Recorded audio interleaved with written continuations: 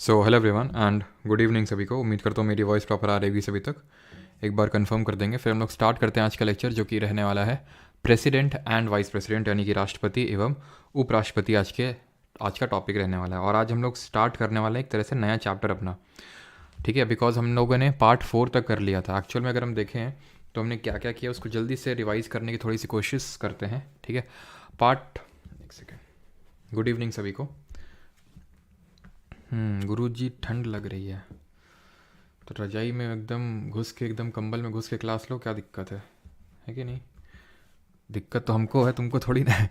तो यहाँ पे हम लोगों ने पार्ट 1 में यूनियन एंड टेरिटरी देखा था। अब मैं लिखने वाला नहीं हूँ, ठीक है, बहुत लिख चुका। पार्ट 2 सिटीजनशिप नागरिकता, पार्ट 3 फंडामेंटल राइट मौलिक अधिकार, पार्ट नंबर 4 डीपीएसपी राज्य के नीति निर्देशक तत्व, पार्ट नंबर 4 है यानी मौलिक कर्तव्य फंडामेंटल ड्यूटीज़। अब यहाँ से हम लोग स्टार्ट करने वाले हैं part 5 of the Indian constitution, भाग नंबर 5। भाग नंबर 5 की अगर बात करें तो ये डील करता है यूनियन से। किससे डील करता है? यूनियन से, यानी कि संघ से। इसमें बहुत सारे चैप्टर हैं, जैसे टोटल इसमें 4 चैप्टर्स हैं। कितने चैप्टर्स हैं टोटल?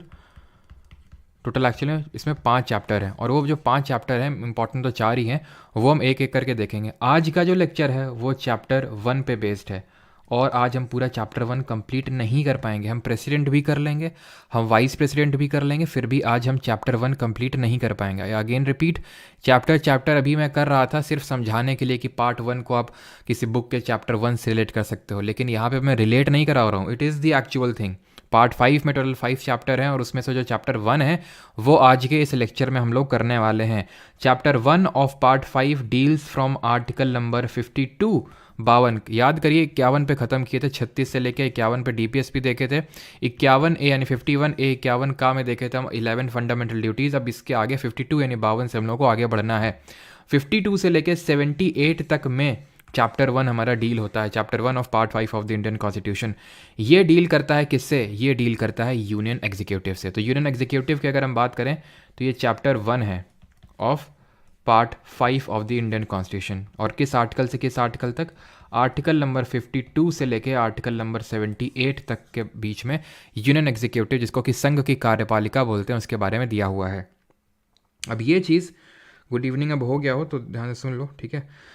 तो अगर हम बात करें ये चीज़ यूनियन एग्जीक्यूटिव या फिर सिंपल एग्जीक्यूटिव, ये मैं आपको पहले भी एक्सप्लेन कर चुका हूँ, बट फिर से एक बार मैं आपको बताता हूँ कि हमारे गवर्नमेंट में 3 विंग्स होते हैं डेमोक्रेसी में। क्या क्या होते हैं? एक तो लेजिस्लेचर होता है, ठीक है, दूसरा एग्जीक्यूटिव होता है, और तीसरा जुडिशरी होता है। ये मैं आपको 2 बार बता चुका हूँ। लेजिस्लेचर का मतलब होता है विधायिका, जो लॉ बनाती है, लॉ क्रिएट करती है। एग्जीक्यूटिव कार्यपालिका, जो इस लॉ को एग्जीक्यूट करती है, ग्राउंड लेवल पे लेके जाती है। और जुडिशरी क्या होती है? न्यायपालिका। अगर मान लिया इसको ढंग से एग्जीक्यूट ना किया एग्जीक्यूटिव ने, तो जुडिशरी हमें क्या देती है? न्याय देती है। जो न्यायपालिका वो हमें न्याय देती है, ठीक। और जल्दी से कमेंट बताएंगे कि कौन सा आर्टिकल है, कौन सा अनुच्छेद है जो हमें एग्जीक्यूटिव और जुडिशरी यानी कार्यपालिका और न्यायपालिका के बीच में सेपरेशन की बात करती है, स्टेट को डायरेक्शन देती है। तो वही एग्जीक्यूटिव है यहाँ पे। तो यहाँ पे सबसे पहले ये बात आती है, हमें पता होना चाहिए कि यूनियन एग्जीक्यूटिव में आता कौन कौन है। तो वो बहुत इंपॉर्टेंट है। इसमें आता है देश का राष्ट्रपति यानी कि प्रेसिडेंट ऑफ इंडिया, प्लस देश का उपराष्ट्रपति यानी vice president of India, prime minister, council of minister, प्रधानमंत्री और ये मंत्रिपरिषद, और अटॉर्नी जनरल, ठीक है। अटॉर्नी जनरल को हिंदी में बोलते हैं महान्यायवादी। ये सारे लोग आते हैं यूनियन एग्जीक्यूटिव यानी कि संघ की कार्यपालिका में। क्लियर है यहाँ तक? अब इसी तरह जब हम स्टेट के एग्जीक्यूटिव देखेंगे ना, तो बड़ा आसान होगा स्टेट के एग्जीक्यूटिव देखना। प्रेसिडेंट की जगह गवर्नर हो जाएगा। स्टेट्स में वाइस गवर्नर नहीं होता है, जैसे कि प्रेसिडेंट और वाइस प्रेसिडेंट होता है यूनियन में, संघ में, ठीक है। उस तरह स्टेट में वाइस गवर्नर नहीं होता है। प्राइम मिनिस्टर की तरह सीएम चीफ मिनिस्टर होता है, वहाँ भी काउंसिल ऑफ मिनिस्टर होता है, और अटॉर्नी जनरल की तरह एडवोकेट जनरल होता है। लिख नहीं रहा हूँ बिकॉज अभी हम पढ़ नहीं रहे हैं। आई होप यहाँ तक चीज़ें क्लियर हो गई होंगी आपको कि हम चैप्टर 1 अब स्टार्ट करने जा रहे हैं। और चैप्टर 1 के ये 2 कॉम्पोनेंट आज देखेंगे, ठीक है। आज का लेक्चर का जो हमारा आज का जो टॉपिक रहेगा वो प्रेसिडेंट और वाइस प्रेसिडेंट है, ठीक है। बाकी जब हम आगे फर्दर प्रोसीड करेंगे तो ये सब भी देखेंगे। तो चलिए स्टार्ट करते हैं फिर। आज का जो टॉपिक है that is president of India, Bharat का राष्ट्रपति। तो भारत के अगर राष्ट्रपति की बात करें, प्रेसिडेंट ऑफ इंडिया की थोड़ी सी अगर पहले चर्चा कर लें, ठीक है। प्रेसिडेंट ऑफ इंडिया की अगर थोड़ा सा बेसिक्स जान लें तो ही is the head of the Indian state. He is the head of the Indian state, या फिर हम इसको कंट्री, देश का अध्यक्ष बोल सकते हैं। राष्ट्र अध्यक्ष इसको बोलते हैं। क्या बोलते हैं? राष्ट्र अध्यक्ष। अब जब यहाँ पे मैंने स्टेट लिखा तो आई होप आपको पता चल गया कि स्टेट का मतलब क्या, नहीं पूरे देश का ये मुखिया है, ठीक है। अब यहाँ तो आप स्टेट हटा लो, नहीं कंफ्यूज हो जाओगे। ये स्टेट मैं किस सेंस में बात कर रहा हूँ, आर्टिकल 12 और 36 वाला। तो हेड ऑफ इंडियन यूनियन ऐसे लिख लो, ठीक। राष्ट्र अध्यक्ष होता है और he is consider as the first citizen of India, और जो उनकी वाइफ होती हैं, ठीक है, he is the first citizen of India, को फर्स्ट लेडी बोलते हैं, ठीक है। अब आई थिंक अभी तो प्रेसिडेंट जैसे द्रौपदी मुर्मू हैं, ठीक है, तो उनके हस्बैंड तो नहीं है, तो मुझे नहीं पता कि अगर फीमेल हुई तो क्या उनको फर्स्ट हस्बैंड बोलेंगे क्या, ठीक है। तो फर्स्ट लेडी बोलते हैं वैसे, ठीक है, अगर उनकी वाइफ होती हैं। खैर वो इतना तो नहीं क्वेश्चन पूछेगा, लेकिन फर्स्ट सिटीजन ऑफ इंडिया होता है जो हमारा प्रेसिडेंट होता है, ठीक है, राष्ट्र का अध्यक्ष होता है। अब बढ़ते हैं एक एक आर्टिकल से। प्रेसिडेंट ऑफ इंडिया, अभी मैंने क्या आपको बताया कि हम पढ़ रहे हैं यूनियन एग्जीक्यूटिव, जो कि पार्ट 5 भाग 5 संविधान में दिया हुआ है। भाग 5 में 5 टोटल पार्ट हैं, भाग हैं, ठीक है, 5 चैप्टर हैं, सॉरी। उसमें से पहला चैप्टर पढ़ रहे हैं। पहला चैप्टर किसकी बात करता है, यूनियन एग्जीक्यूटिव की बात करता है, जिसमें क्या क्या आता है वो देख लिया है। अब हम स्टार्ट कर रहे हैं प्रेसिडेंट से।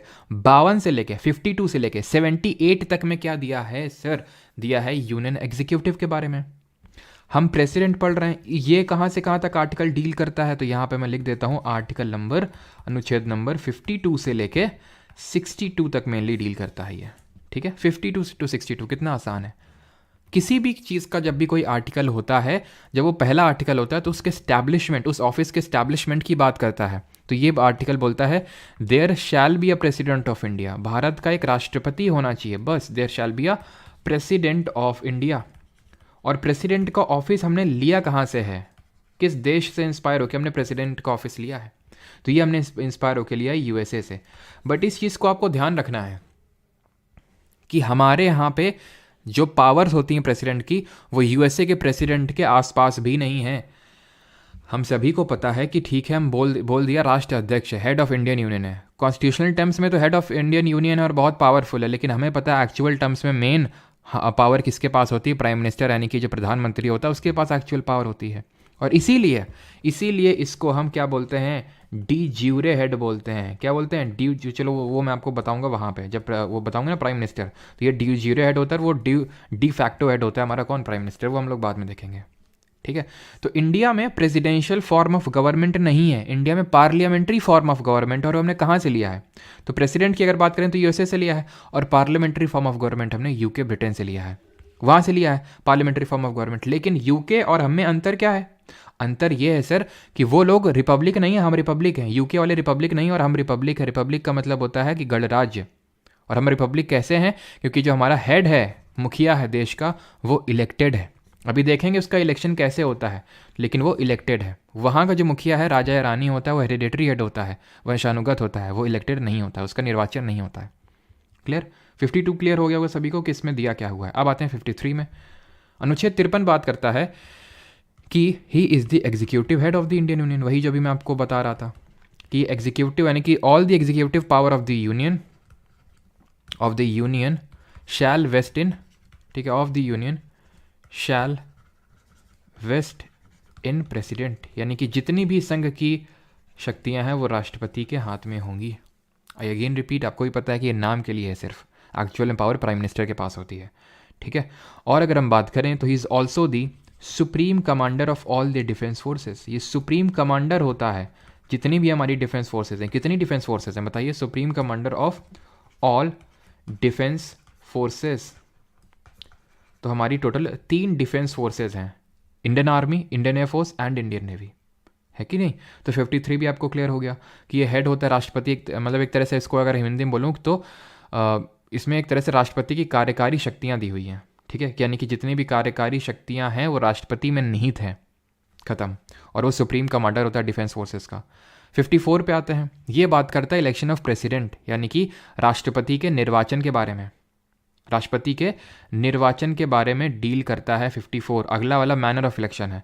तो यहाँ पे अगर हम बात करें तो प्रेसिडेंट का इलेक्टोरल कॉलेज दिया हुआ है, यानी कि निर्वाचन मंडल दिया हुआ है, प्रेसिडेंट का इलेक्टोरल कॉलेज दिया हुआ है। इसमें किस तरह से इलेक्ट होगा, मैनर क्या होगा, वो अगला आर्टिकल, अगला अनुच्छेद बोलता है। यहाँ पे इसका इलेक्टोरल कॉलेज को हिंदी में बोलते हैं निर्वाचक मंडल। अब ये निर्वाचक मंडल होता क्या चीज़ है, तो ये वो चीज़ होती है कि भाई कौन कौन लोग प्रेसिडेंट के इलेक्शन में पार्टिसिपेट करेंगे, हिस्सा लेंगे, ये है कौन कौन लोग पार्टिसिपेट करेंगे। सिंपल यहाँ पे मैं एक लाइन लिखता हूँ और बहुत ही कॉम्प्लेक्स सी चीज़ आपकी एकदम सिंप्लीफाई हो जाएगी, that is elected MPs plus MLAs. अब बहुत लोगों को नहीं पता होगा एमपीज कौन होते हैं और एमएलएज कौन होते हैं, ध्यान से समझ लीजिए, वैसे तो हम आगे पढ़ेंगे पार्लियामेंट चैप्टर में। देखिए एमपी का मतलब होता है मेंबर ऑफ पार्लियामेंट, इसको हम हिंदी में बोलते हैं सांसद। जैसे कि नरेंद्र मोदी, राहुल गांधी, अमित शाह, ये सब सांसद हैं, ठीक। उसी तरह आपके एमएलए होते हैं जिनको हम बोलते हैं मेंबर ऑफ लेजिस्लेटिव असेंबली, इनको हम बोलते हैं विधायक, ठीक है, इनको हम बोलते हैं विधायक। एमपी हो गया हमारे सांसद और जो हमारे एमएलए हो गए वो विधायक हो गए। अब इनकी एक बार बात करें तो ये विधायक कौन होते हैं, जो स्टेट में बैठते हैं, जैसे कि हमारे योगी आदित्यनाथ हो गए, ठीक है, अखिलेश यादव हो गए। तो ये सब कौन, ये तो मैं यूपी का जैसे एग्जांपल कोट कर दी, तो जो लोग स्टेट के में जो लेजिस्लेटिव असेंबली होती है, विधानसभा होती है, वहाँ पे जो बैठते हैं उनको हम विधायक बोलते हैं। और एमपी मेंबर ऑफ पार्लियामेंट वो सांसद होते हैं, ठीक है। अब ये भी दो तरह के होते हैं, ये भी सांसद हो चाहे विधायक हो, ये दो तरह के होते हैं। एक तो होते हैं इलेक्टेड और दूसरे होते हैं नॉमिनेटेड, निर्वाचित और नामित, इसको बोलते हैं निर्वाचित और इसको बोलते हैं नॉमिनेटेड। जैसे कि मान लो कि इलेक्शन हो किसी के लिए, जैसे कि मान लो आपको हम चुनना, जैसे मुझे तुम्हें मॉनिटर चुनना है, ठीक है, तो भाई सभी से बोल दिया कि सभी लोग इस पर्ची में लिखो कि भाई तुम किसको चाहते हो मॉनिटर बनो, इस तरह से, तो इलेक्शन हो रहा हो। नॉमिनेटेड का मतलब है जैसे कि क्लास टीचर आए और उसने बोल दिया कि आज से ये आपके मॉनिटर होंगे, तो क्या कोई इलेक्शन हुआ था क्या, उसके लिए नहीं हुआ था, बस नॉमिनेट कर दिया उसने, तो ये हो गया नॉमिनेट, ठीक है। जैसे कि अभी हम आगे पढ़ेंगे, जो प्रेसिडेंट होता है हमारा राष्ट्रपति, वो 12 मेंबर्स को, 12 सदस्यों को राज्यसभा में नामित करता है। आपकी इन्फॉर्मेशन के लिए बता दूं कि लोकसभा में कोई नामित सदस्य नहीं है, यानी कि जो एंग्लो इंडियन वाला था, जो पहले था, उसको अब खत्म किया जा चुका है। इसी 2 मेंबर्स को नॉमिनेट करता था प्रेसिडेंट, लोकसभा में नॉमिनेट करता था, नामित करता था, वो चीज़ को अब खत्म किया जा चुका है बाई 104th अमेंडमेंट। इसी तरह एमएलए, राज्यपाल जो होता था, गवर्नर एक एंग्लो इंडियन को, आंग्ल भारतीय को एमएलए यानी कि नॉमिनेट करता था लेजिस्लेटिव असेंबली में, उसको भी खत्म किया जा चुका है। क्लियर, ठीक है। और ध्यान रखना विधायक एक तरह के, दो तरह के होते हैं, एक जो एमएलए मतलब एक एमएलए होते हैं और दूसरे MLC, member of legislative council. अभी मैंने पढ़ाया नहीं है, लेकिन जिन लोगों को पता होगा कि भाई जैसे कुछ हमारे 6 राज्य हैं भारत में जहाँ पे द्विसदनीय विधानमंडल है, यानी वहाँ लेजिस्लेटिव काउंसिल भी है, वहाँ विधान परिषद भी है, तो उतना अभी आपको समझने की ज़रूरत नहीं है, अभी बस आप एमएलए वाला ध्यान रखो, ठीक है। एमएलसी बोल के अभी मैं आपको कन्फ्यूज़ नहीं करूँगा, ठीक है, एमएलसी जब सब आगे देखेंगे। इतनी चीज़ क्लियर हो गई। तो इसका मतलब ये हुआ, इलेक्टेड का मतलब, जैसे हम पहले मैथ्स नहीं करते थे, मैथ्स में 11th 12th में फंक्शन लगा देते थे और उसी हिसाब से हमारा आउटपुट निकलता था, ऐसे कंप्यूटर साइंस में भी। तो वैसे ही यहाँ पे हो रहा है कि इलेक्टेड मैंने पहले लगा दिया, तो इसका मतलब ये है कि ना तो नॉमिनेटेड एमपीज, ना तो नॉमिनेटेड एमएलए तो होता ही नहीं अब, खैर, तो ये लोग हिस्सा नहीं लेंगे प्रेसिडेंट के इलेक्शन में। सिंपल, एक तो ये चीज़ क्लियर हो गई कि नॉमिनेटेड लोग राष्ट्रपति के निर्वाचन में हिस्सा नहीं लेते हैं, बस खत्म, यानी कि नॉमिनेटेड नहीं लेंगे, इलेक्टेड ही लेंगे, एमपीज और एमएलएज। एमएलएज कौन से, ध्यान रखना, ये सारे स्टेट्स के, सारे राज्य के, ऑल स्टेट्स के, प्लस हमारे 2 यूटीज ऐसी हैं, 2 केंद्र शासित प्रदेश ऐसे हैं, 2 यूनियन टेरिटरीज ऐसी हैं जहाँ पे लेजिस्लेटिव असेंबली हमें देखने को मिलती है। ये है एक तो दिल्ली और दूसरी है पुडुचेरी, ठीक है। तो यहाँ के भी एमएलए पार्टिसिपेट करेंगे। अगले पे आते हैं 55 है हमारा, that is manner of election. इसका मतलब है कि निर्वाचन की प्रक्रिया, तो चुनाव का तरीका हम बोल सकते हैं एक तरह से। तो सबसे पहली बात तो ये है कि इसका प्रेसिडेंट का इनडायरेक्ट इलेक्शन होता है। इनडायरेक्ट इलेक्शन का मतलब हो गया कि अप्रत्यक्ष रूप से चुनाव होता है। अप्रत्यक्ष रूप, देखो 2 तरह के हमेशा इलेक्शन होते हैं, 2 तरह के इलेक्शन होते हैं, एक तो प्रत्यक्ष, that is called as direct, और एक को बोलते हैं अप्रत्यक्ष, that is indirect. Direct and indirect. Direct का मतलब है directly by the people of India, यानी कि जब लोग वोट डालते हैं जाके, that is called as direct. Lok Sabha के चुनाव होंगे इस साल, हम लोग जाएंगे ना वोट डालने, तो इसको डायरेक्ट बोलेंगे। इनडायरेक्ट, जब राष्ट्रपति द्रौपदी मुर्मू जी को चुनाव हुआ तो क्या आप गए थे? नहीं गए थे। राज्यसभा के चुनाव के लिए क्या वोट डालते हैं? नहीं डालते हैं। वाइस प्रेसिडेंट के लिए डालते हैं? नहीं डालते हैं। तो जितने भी हैं, अब हम एक एक करके देखेंगे, इनको इनडायरेक्टली इलेक्टेड बोलते हैं, यानी कि हमारे द्वारा नहीं चुने गए, बल्कि हमने जिनको चुन के भेजा है वो चुन के भेज रहे हैं वहाँ पे, ठीक है। तो ये चीज़ होती है डायरेक्ट इनडायरेक्ट। तो प्रेसिडेंट का इनडायरेक्ट होता है, क्यों? क्योंकि ये एमपीज़ और एमएलएज हैं, इनको हमने चुन के भेजा है, ये लोग चुन रहे हैं फाइनली किसको? प्रेसिडेंट को। तो इनडायरेक्ट हुआ इसका मतलब। दूसरी चीज़ है कि इनका इलेक्शन का मेथड प्रोपोर्शनल रिप्रेजेंटेशन, यानी कि आनुपातिक प्रतिनिधित्व, proportional representation plus single transferable vote, एकल संक्रमणीय मत इसको हिंदी में बोलते हैं, सिंगल ट्रांसफरेबल वोट। इसको अभी मैं आपको समझा नहीं रहा हूँ, ठीक है। पहली क्यों नहीं समझा रहा हूँ? बिकॉज पूरा फ्लो टूट जाएगा, ठीक है। कुछ लोग बोलेंगे समझ नहीं आया ये सारी चीज़ें, तो लास्ट में इसको समझेंगे, बिकॉज वाइस प्रेसिडेंट का भी ऐसे इलेक्शन होगा। और दूसरी बात, कभी भी आपसे वहाँ पे इस तरह से पूछेगा नहीं कि भाई इसको इसके बारे में बताओ कैसे होता है। पूछेगा तो simple proportional representation STV in short याद रखना आपको। कभी भी वो कुछ इस तरह से प्रोसीजर आपसे नहीं पूछेगा कि कैसे होता है। वैसे मैं आपको बताऊंगा अभी क्लास के लास्ट में, मतलब जब वाइस प्रेसिडेंट का इलेक्शन देखेंगे। क्लियर। बाई सीक्रेट बैलेट होता है इसका चुनाव। सीक्रेट बैलेट का मतलब क्या होता है? सीक्रेट बैलेट का मतलब होता है कि देखो यूजुअली क्या होता है, इलेक्शन जब होते हैं ना, तो जैसे फॉर एग्जांपल कोई एक पार्टी ये है, यहाँ पे मैं समझा देता हूँ आपको। जैसे ये पार्टी है एक, ठीक है। अब इस पार्टी ने बोला कि ये हमारा प्रतिनिधित्व भाई इसको वोट देना जाके, ठीक है। मान लो ये छुन्नू लाल हैं, दूसरी पार्टी से इनको ऑफर मिल गया 2 करोड़ देंगे हमारे वाले को वोट देना, इन्होंने वोट दे दिया। तो एक तरह से कहीं आपको नहीं लगता है कि पार्लियामेंट डेमोक्रेसी में करप्शन को बढ़ा रहा है? तो इसीलिए हमने 52nd अमेंडमेंट का यूज़ करके, अगर आप याद करो कौन सी अनुसूची को जोड़ा था, जल्दी से बताओ कौन सी शेड्यूल को ऐड किया था, जो डिफेक्शन की बात करता है, जो दल बदल विरोधी कानून है, वो है हमारा 10th शेड्यूल। 10वीं अनुसूची में हमने ये जोड़ा कि भाई अगर आप दल बदली करोगे तो फिर आप डिस्क्वालीफाई हो जाओगे डिफेक्शन के ग्राउंड पे। तो इसीलिए क्या करती हैं, हर पार्टी अपनी एक विप एक आदमी होता है ऐसे समझ लो, जो हर पार्टी के बंदे को डायरेक्शन देगा कि भाई इसको वोट देना है, इस दिन आना है, इस दिन नहीं आना, ये सब उसको डायरेक्शन मिलेंगे विप के द्वारा। और अगर उसको फॉलो नहीं करेगा तो उसके खिलाफ डिफेक्शन लग जाएगा। वो हम पार्लियामेंट चैप्टर में देखेंगे कि पूरा प्रोसीजर कैसे क्या होता है, ठीक है। मैं आपको सिंपल टर्म्स में, ताकि सीक्रेट बैलेट समझ में आ जाए, इसलिए मैं आपको इसी चीज़ समझा रहा हूँ, ठीक है। लेकिन प्रेसिडेंट के केस में डिफेक्शन नहीं लग सकता है। उसको जब वोट करेगा तो ये दिखाने की ज़रूरत नहीं है कि मैंने किसको वोट दिया, वो सीक्रेट तरह से कर सकता है। सिमिलर तरह से वाइस प्रेसिडेंट में भी होगा, यानी यहाँ डिफेक्शन का प्रोविजन नहीं लगेगा।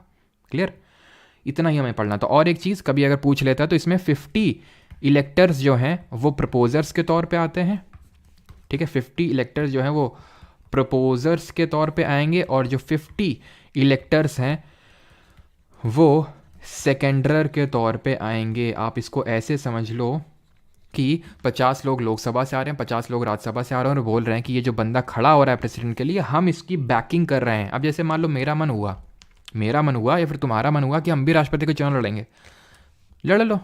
तो 50 MP 50 लिए लोग ले आओ, लोकसभा से और राज्यसभा से। तुमको लगता है मतलब 50 छोड़ो, एक को भी मना पाओगे? जितने भी सांसद हैं उनमें से एक को भी आप मना पाओगे कि सर हमारे लिए बोल देना कि हम प्रेसिडेंट का चुनाव लड़ना है हमको?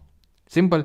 तो इसलिए ताकि सीरियस कैंडिडेट आए यहाँ पे इलेक्शन में, इसलिए इस चीज़ को रखा गया कि 50 लोकसभा से और 50 राज्यसभा से जब आपको बोलेंगे कि हाँ हम चाहते हैं कि हमारा ये मानना है कि हाँ ये प्रेसिडेंट के लिए दावेदार हो सकता है ये।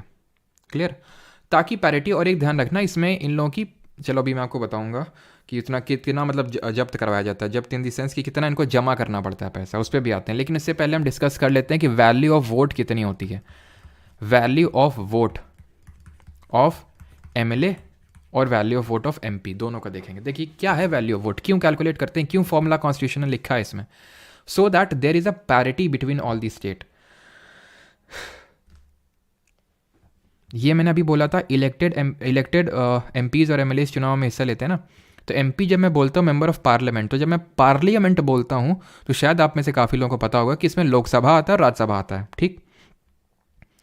अब राज्यसभा की अगर मैं बात कर लूँ तो राज्यसभा में राज्यों का रिप्रेजेंटेशन है, और इक्वल रिप्रेजेंटेशन नहीं है। जैसे हमारे 28 राज्य हैं तो उनका इक्वल रिप्रेजेंटेशन नहीं है। यूपी से सबसे ज़्यादा हैं, सिक्किम से मात्र 1 है, ठीक है। तो समझ रहे हैं कि वैसे सेम नंबर ऑफ लोग नहीं है, ताकि पैरिटी रहे, सभी को इक्वल वोटिंग पावर मिले, सभी MLA को उसकी वैल्यू सेम हो। तो इस मतलब एक तरह से हमने क्या किया यहाँ पे, फॉर्मूला यहाँ पे डिवाइस किया, एंड दैट वाज कि टोटल पॉपुलेशन लिख लो ऊपर, टोटल पॉपुलेशन ऑफ स्टेट, यानी पूरी जनसंख्या राज्य की ऊपर लिख लो, upon total number of MLAs, number of elected MLAs, निर्वाचित जो विधायक लोग हैं MLA हैं, उनका यहाँ पे डिनोमिनेटर में वो नंबर लिख लो। जैसे फॉर एग्जांपल यूपी है तो यूपी में टोटल नंबर ऑफ पॉपुलेशन, जैसे जो, और किसके हिसाब से, जो पिछला सेंसस हुआ था, जो भारत में इंडिया में पिछला सेंसस हुआ था वो 2011 में हुआ था, तो उसके हिसाब से 19 करोड़ ऐसा कुछ 20 करोड़ के लगभग यूपी की पॉपुलेशन थी।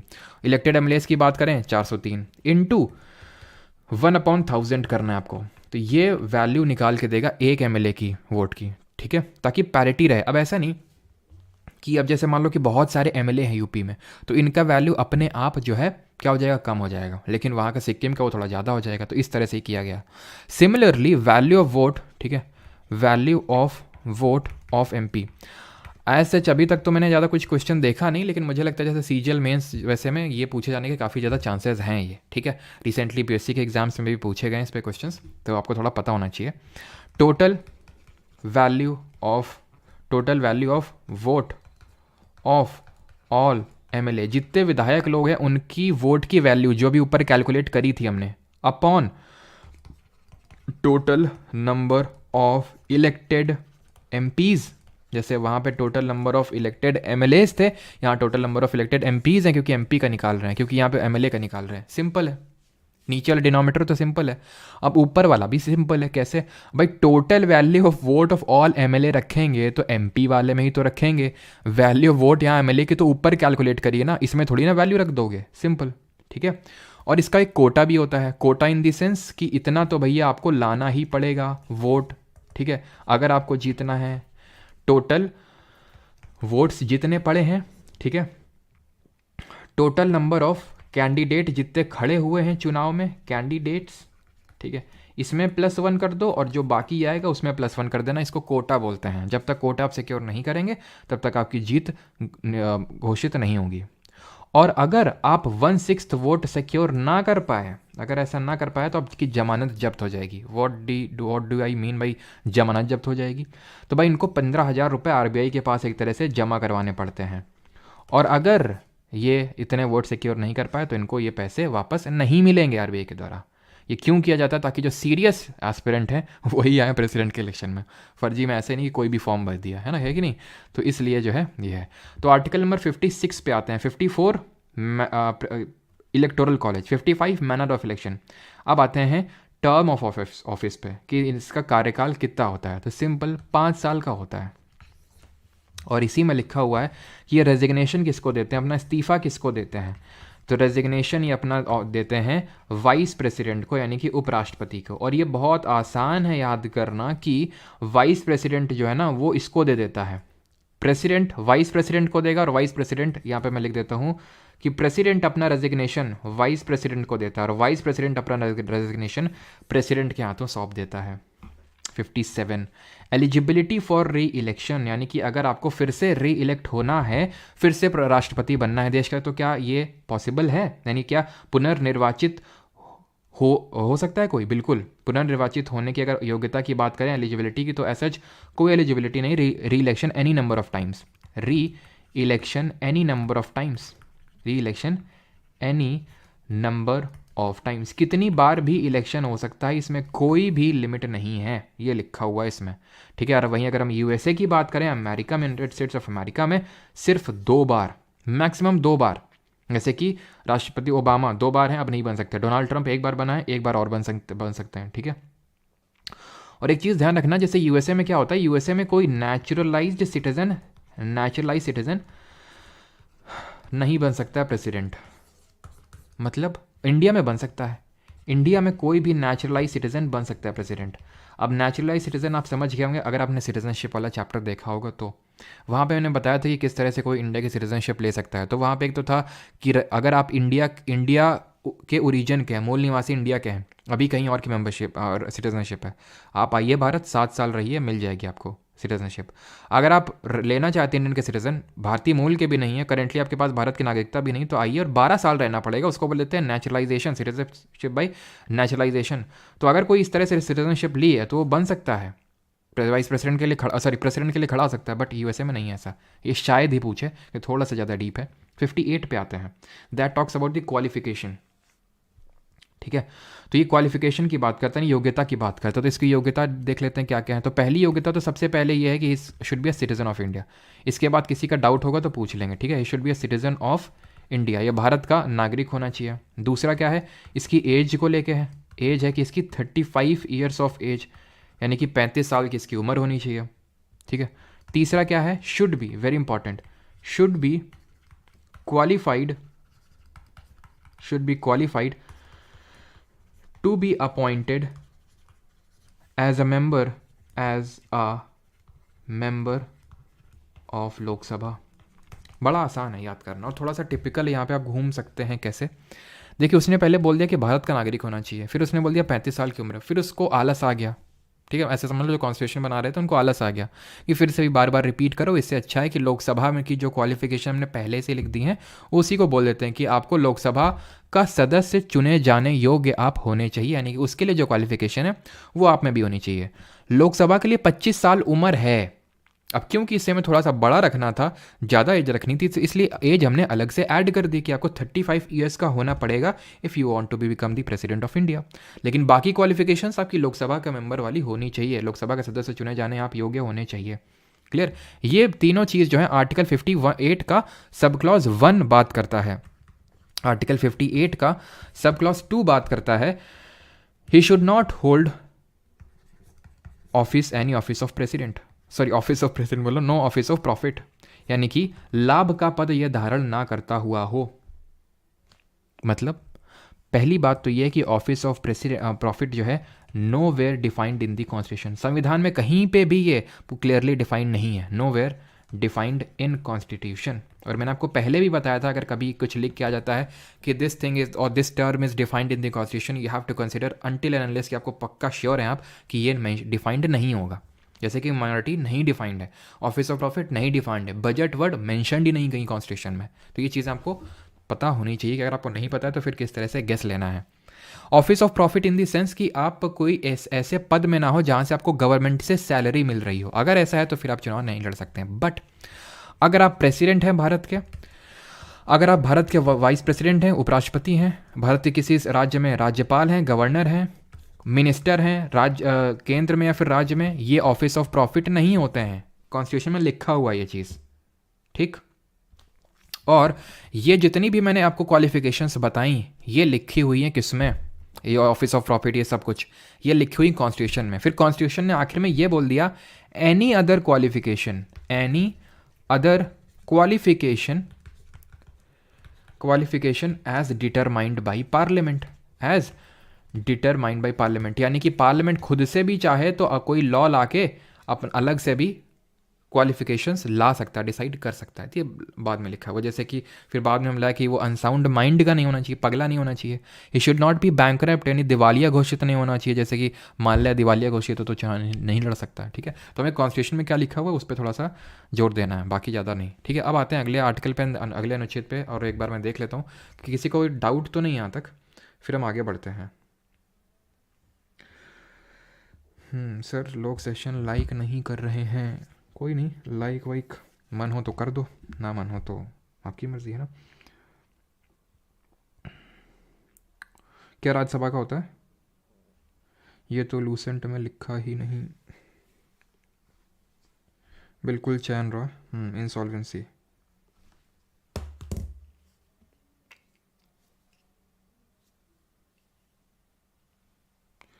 क्लियर है, ओके।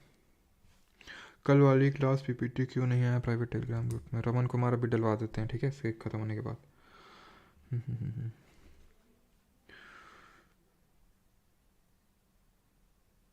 तो साइंस कहाँ से करेंगे ना हम लोग, अभी साइंस भी करेंगे, ठीक है। तो कंडीशन फॉर प्रेसिडेंट ऑफिस पे आते हैं कि राष्ट्रपति पद के लिए शर्तें क्या हैं। तो पहली शर्त तो ये है, और मेनली यही शर्त है कि ही शैल नॉट बी, मैं सिंपल लिखता हूँ, ही शैल नॉट बी MP और MLA, ठीक है। मैं पूरा नहीं लिखने वाला हूँ, क्या पूरा क्या है लिखा है कॉन्स्टिट्यूशन में, president shall not be a member of either house of parliament or state legislature. और अगर if such a person is elected, if such a person is elected, यानी अगर इस तरह के किसी पर्सन का निर्वाचन हो जाता है, then he shall vacate his seat, यानी कि तुरंत उसको वो सीट खाली कर देनी है, MP या फिर MLA वाला है, ठीक है, यानी कि वो MP या फिर MLA नहीं होना चाहिए। दूसरा क्या है कि इसकी जो एक तरह से एमोल्यूमेंट या फिर अलावेंसेज हैं, जो इसको भत्ता मिलता है, जो इसको सैलरी मिलती है, जो पैसा मिलता है, शैल not B diminished during his term, diminished यानी कि उसके कार्यकाल में रहते हुए उसको कम नहीं करना है, शैल not B diminished during his term.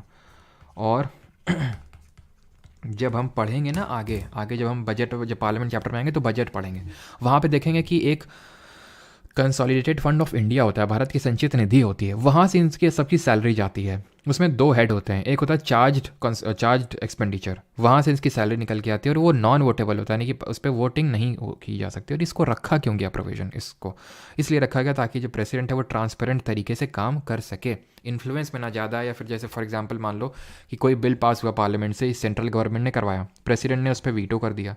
Veto is a kind of negative power, हम आगे पढ़ेंगे कि यानी मना कर दिया सहमति देने से, और जब तक वो सहमति देगा नहीं तब तक वो एक्ट नहीं बनेगा। तो फिर वो क्या करेंगे, मान लो यूनियन गवर्नमेंट चिड़ के क्या कर दे, उसकी सैलरी कम कर दे। ठीक है, तो वो चीज़ ना होनी चाहिए, इसलिए रखा गया है। Coming on to the article number 60 and that is oath, यानी कि शपथ। ठीक है, ये किसकी बात करता है, शपथ की बात करता है। और शपथ कौन दिलाता है इसको, ओथ दिलाता है CJI, that is chief justice of India, Bharat का मुख्य न्यायाधीश दिलाता है। ये नहीं होगा, अगर मान लो ये ना हो तो देन सीनियर मोस्ट जज। ध्यान रखना वाइस प्रेसिडेंट नहीं दिला रहा है, क्योंकि अगर मान लो कि मैं इस तरह से अगर MCQ बनाऊंगा तो उसमें वाइस प्रेसिडेंट मैं ज़रूर रखूंगा, और उसमें आप कंफ्यूज हो सकते हैं, तो कंफ्यूज नहीं होना है। ओथ शपथ कौन दिलाता है, CJI, दैट सुप्रीम कोर्ट का जो CJI होता है, चीफ जस्टिस ऑफ इंडिया। अगर वो नहीं होगा तो सबसे जो सीनियर मोस्ट जज है वो। 61, अब इनको हटा देते हैं। इम्पीचमेंट का मतलब होता है महाभियोग। क्या बोलते हैं इसको, महाभियोग। और ये जो महाभियोग होता है ये हमने किस कंट्री के कॉन्स्टिट्यूशन से लिया, जल्दी से आप ये बताइए। अब इम्पीचमेंट में जो सबसे पहली इंपॉर्टेंट चीज़ है, इसका हमें प्रोसीजर समझना है। देन दूसरी इंपॉर्टेंट चीज़ है कि इसमें कौन कौन पार्टिसिपेट करता है। Let us firstly understand it's procedure, कि प्रोसीजर क्या होता है। तो प्रोसीजर ये है कि किसी भी हाउस में इसके रिमूवल का रेजोल्यूशन आ सकता है, बट बिफोर दैट हमें ये पहले पता होना चाहिए कि इसको हटाएंगे क्यों। और इसका आंसर होगा USA की, ये कहाँ से लिया इम्पीचमेंट, हटाने की जो प्रक्रिया जिसको महाभियोग बोलते हैं। सबसे पहले ग्राउंड क्या है इसको हटाने का, कोई लॉजिक, मतलब एक तरह से हम क्या रीज़न है इसको हटाने का। तो रीज़न है वॉयलेशन ऑफ कॉन्स्टिट्यूशन। अगेन ये कहीं पर डिफाइंड नहीं है कि भाई संविधान का उल्लंघन, यानी जो वॉयलेशन ऑफ कॉन्स्टिट्यूशन है ये क्या है क्या। ठीक है, तो it is a very kind of वेग टर्म। क्लियर। अगर उसको हटाना है सबसे पहली बात तो इसका रिमूवल का रेजोल्यूशन सिर्फ पार्लियामेंट में ही आ सकता है, ओनली पार्लियामेंट, यानी कि जो राज्य के विधानमंडल है, लेजिस्लेटिव असेंबली, लेजिस्लेटिव काउंसिल, वो इसको हटाने की प्रक्रिया को चालू नहीं कर सकते हैं। Only parliament, only parliament. Parliament मतलब या तो लोकसभा या राज्यसभा, दोनों के पास बिल्कुल इक्वल पावर्स हैं इसको हटाने को लेके। अगर हटाना है, अब यहां पे हम प्रोसीजर समझ लेते हैं। अगर इनको हटाना है तो सबसे पहले तो 14 दिन का नोटिस देना पड़ेगा। ठीक है, 14 डेज का resolution should be moved, resolution should be moved after at least 14 days का नोटिस। 14 एटलीस्ट 14 डेज का नोटिस एक पहले दिया जाएगा। ठीक है, तो दिया जाएगा हाउस में जहाँ पे स्टार्ट हो रहा है, और प्रेसिडेंट को कि भाई इस तरह से ये स्टार्ट हो रहा है आपके खिलाफ। ठीक है, और किस लिए हटाया जा रहा है, वॉयलेशन ऑफ कॉन्स्टिट्यूशन के लिए। और ये जो रेजोल्यूशन है अब स्टार्ट होगा। ठीक है, resolution should be moved after at least 14 days का प्रायर नोटिस। 14 दिन पहले आपको नोटिस देना होगा। और जब आप रेजोल्यूशन स्टार्ट करेंगे तो अब आते हैं रेजोल्यूशन पे। तो रेजोल्यूशन को एटलीस्ट 1/4 मेंबर उस हाउस के साइन करेंगे, एटलीस्ट 1/4 मेंबर्स जो हैं, सदस्य हैं, वो साइन करेंगे। मतलब क्या हुआ इसका, कि जैसे लोकसभा में स्टार्ट हो रहा है तो उसमें 545, क्या हो गया ये, उसमें 545 मेंबर, 543 मेंबर्स हैं, तो उसका 1/4 कर लो, इतने लोग पहले साइन करेंगे तब उसको एक्सेप्ट किया जाएगा बाय दी हाउस। ठीक है, टोटल जितने मेंबर्स हैं at least 1/4 of the members sign करेंगे तब ये आगे बढ़ेगा। क्लियर। अगर ये आगे बढ़ गया, ठीक है, मगर मान लो कि इस 1/4 ने साइन कर दिया, अब इसको उसी हाउस में स्पेशल मेजोरिटी से पास करवाना होगा। इसको कुछ ज़्यादा स्टाइलिश नहीं बना दिया मैंने। ठीक है, तो स्पेशल मेजोरिटी से, यानी कि जो विशेष बहुमत है, स्पेशल मेजोरिटी, इससे हटाना पड़ेगा विशेष बहुमत। ये है क्या, मेजोरिटी का मतलब हमेशा होता है 1/2 + 1। जैसे मान लो कहीं 100 लोग हैं, मैं बोल लूँ कि मेजोरिटी अगर बोल दे कि समोसा खाना है तो समोसा आएगा फिर। ठीक है, तो मेजोरिटी मतलब 100 लोग हैं तो डिवाइड बाई 2 + 1, यानी 51 लोग अगर एटलीस्ट बोल दे, इसका मतलब होता है मेजोरिटी। सिंपल। ठीक है, स्पेशल मेजोरिटी का मतलब होता है टोटल जितनी मेंबरशिप एक तरह से है हाउस की, उसका 2/3 स्पेशल का मतलब होता है। I again repeat, special majority का होता है at least 2/3 of the total membership. जैसे कि लोकसभा की अगर हम टोटल मेंबरशिप की बात करें तो कितनी है, ये है 550 है। इतने मैक्सिमम मेंबर्स हो सकते हैं लोकसभा में। ध्यान रखना, ठीक है। लेकिन हैं कितने, 545, ठीक है, लेकिन 550 का लेंगे, 2/3 of total membership.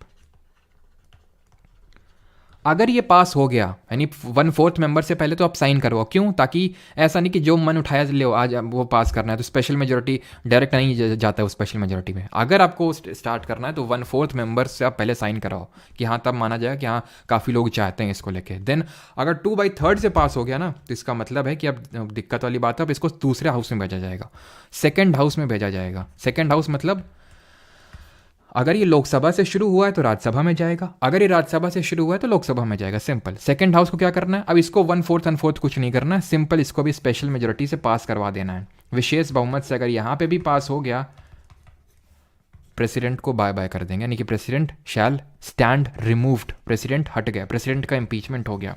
No president has been impeached, ठीक है, no president has been impeached so far, has been impeach, यानी आज तक किसी भी राष्ट्रपति का महाभियोग नहीं हुआ है। क्यों नहीं हुआ है? बिकॉज सिंपल है, हमारी कॉन्स्टिट्यूशन की सबसे हाईएस्ट पोजीशन है, हटाएंगे तो हमारी बेइज्जती हो रही है एक तरह से वो, ठीक है, तो इसलिए आज तक नहीं हुआ। तो स्पेशल मेजोरिटी से ये चीज़ करी जाती है। आई होप प्रोसीजर मैंने बहुत ही कायदे से आपको समझा दिया और आपके दिमाग में वो छप गया है। अब हम ये देख लेते हैं कि कौन हिस्सा लेता है, हु पार्टिसिपेट्स, हु पार्टिसिपेट्स, कौन हिस्सा लेता है? All MPs. कुछ याद आया? इलेक्शन में कौन ले रहा था? इलेक्टेड ब्रैकेट में एमपीज प्लस एमएलएस। जब इलेक्टेड लिख दिया था बाहर, मतलब नॉमिनेटेड वाले बाहर हो गए अपने आप ही, उस ब्रैकेट के अंदर नॉमिनेटेड वाले नहीं थे। ऑल का मतलब ये हो गया सर कि इलेक्टेड भी आ गए और नॉमिनेटेड भी आ गए। और दूसरा क्या डिफरेंस है, जरा नोटिस करके बताओ, खुद सोचो। इलेक्शन में कौन हिस्सा लेता है और पार्टिसिपेशन में कौन हिस्सा लेता है, इसमें दो अंतर हैं। एक मैंने बता दिया कि इलेक्शन में नॉमिनेटेड वाले हिस्सा नहीं लेते हैं और रिमूवल में नॉमिनेटेड लेते हैं। जैसे राज्यसभा में 12 सदस्य नामित होते हैं, जैसे अगर मैं बात करूं, जैसे अभी पीटी उषा है तो नॉमिनेटेड मेंबर है राज्यसभा में, तो वो इलेक्शन में हिस्सा नहीं लेंगे लेकिन रिमूवल में लेंगे। दूसरा क्या डिफरेंस है? दूसरा डिफरेंस सर ये है कि वहां पे एमएलए थे, यहाँ पे नो एमएलए, यानी कि यहाँ पे कोई सांसद नहीं है। No MLA in the removal of president, खत्म, सिंपल। किसी को यहाँ तक कोई डाउट हो तो बता दो, अभी होना तो नहीं चाहिए।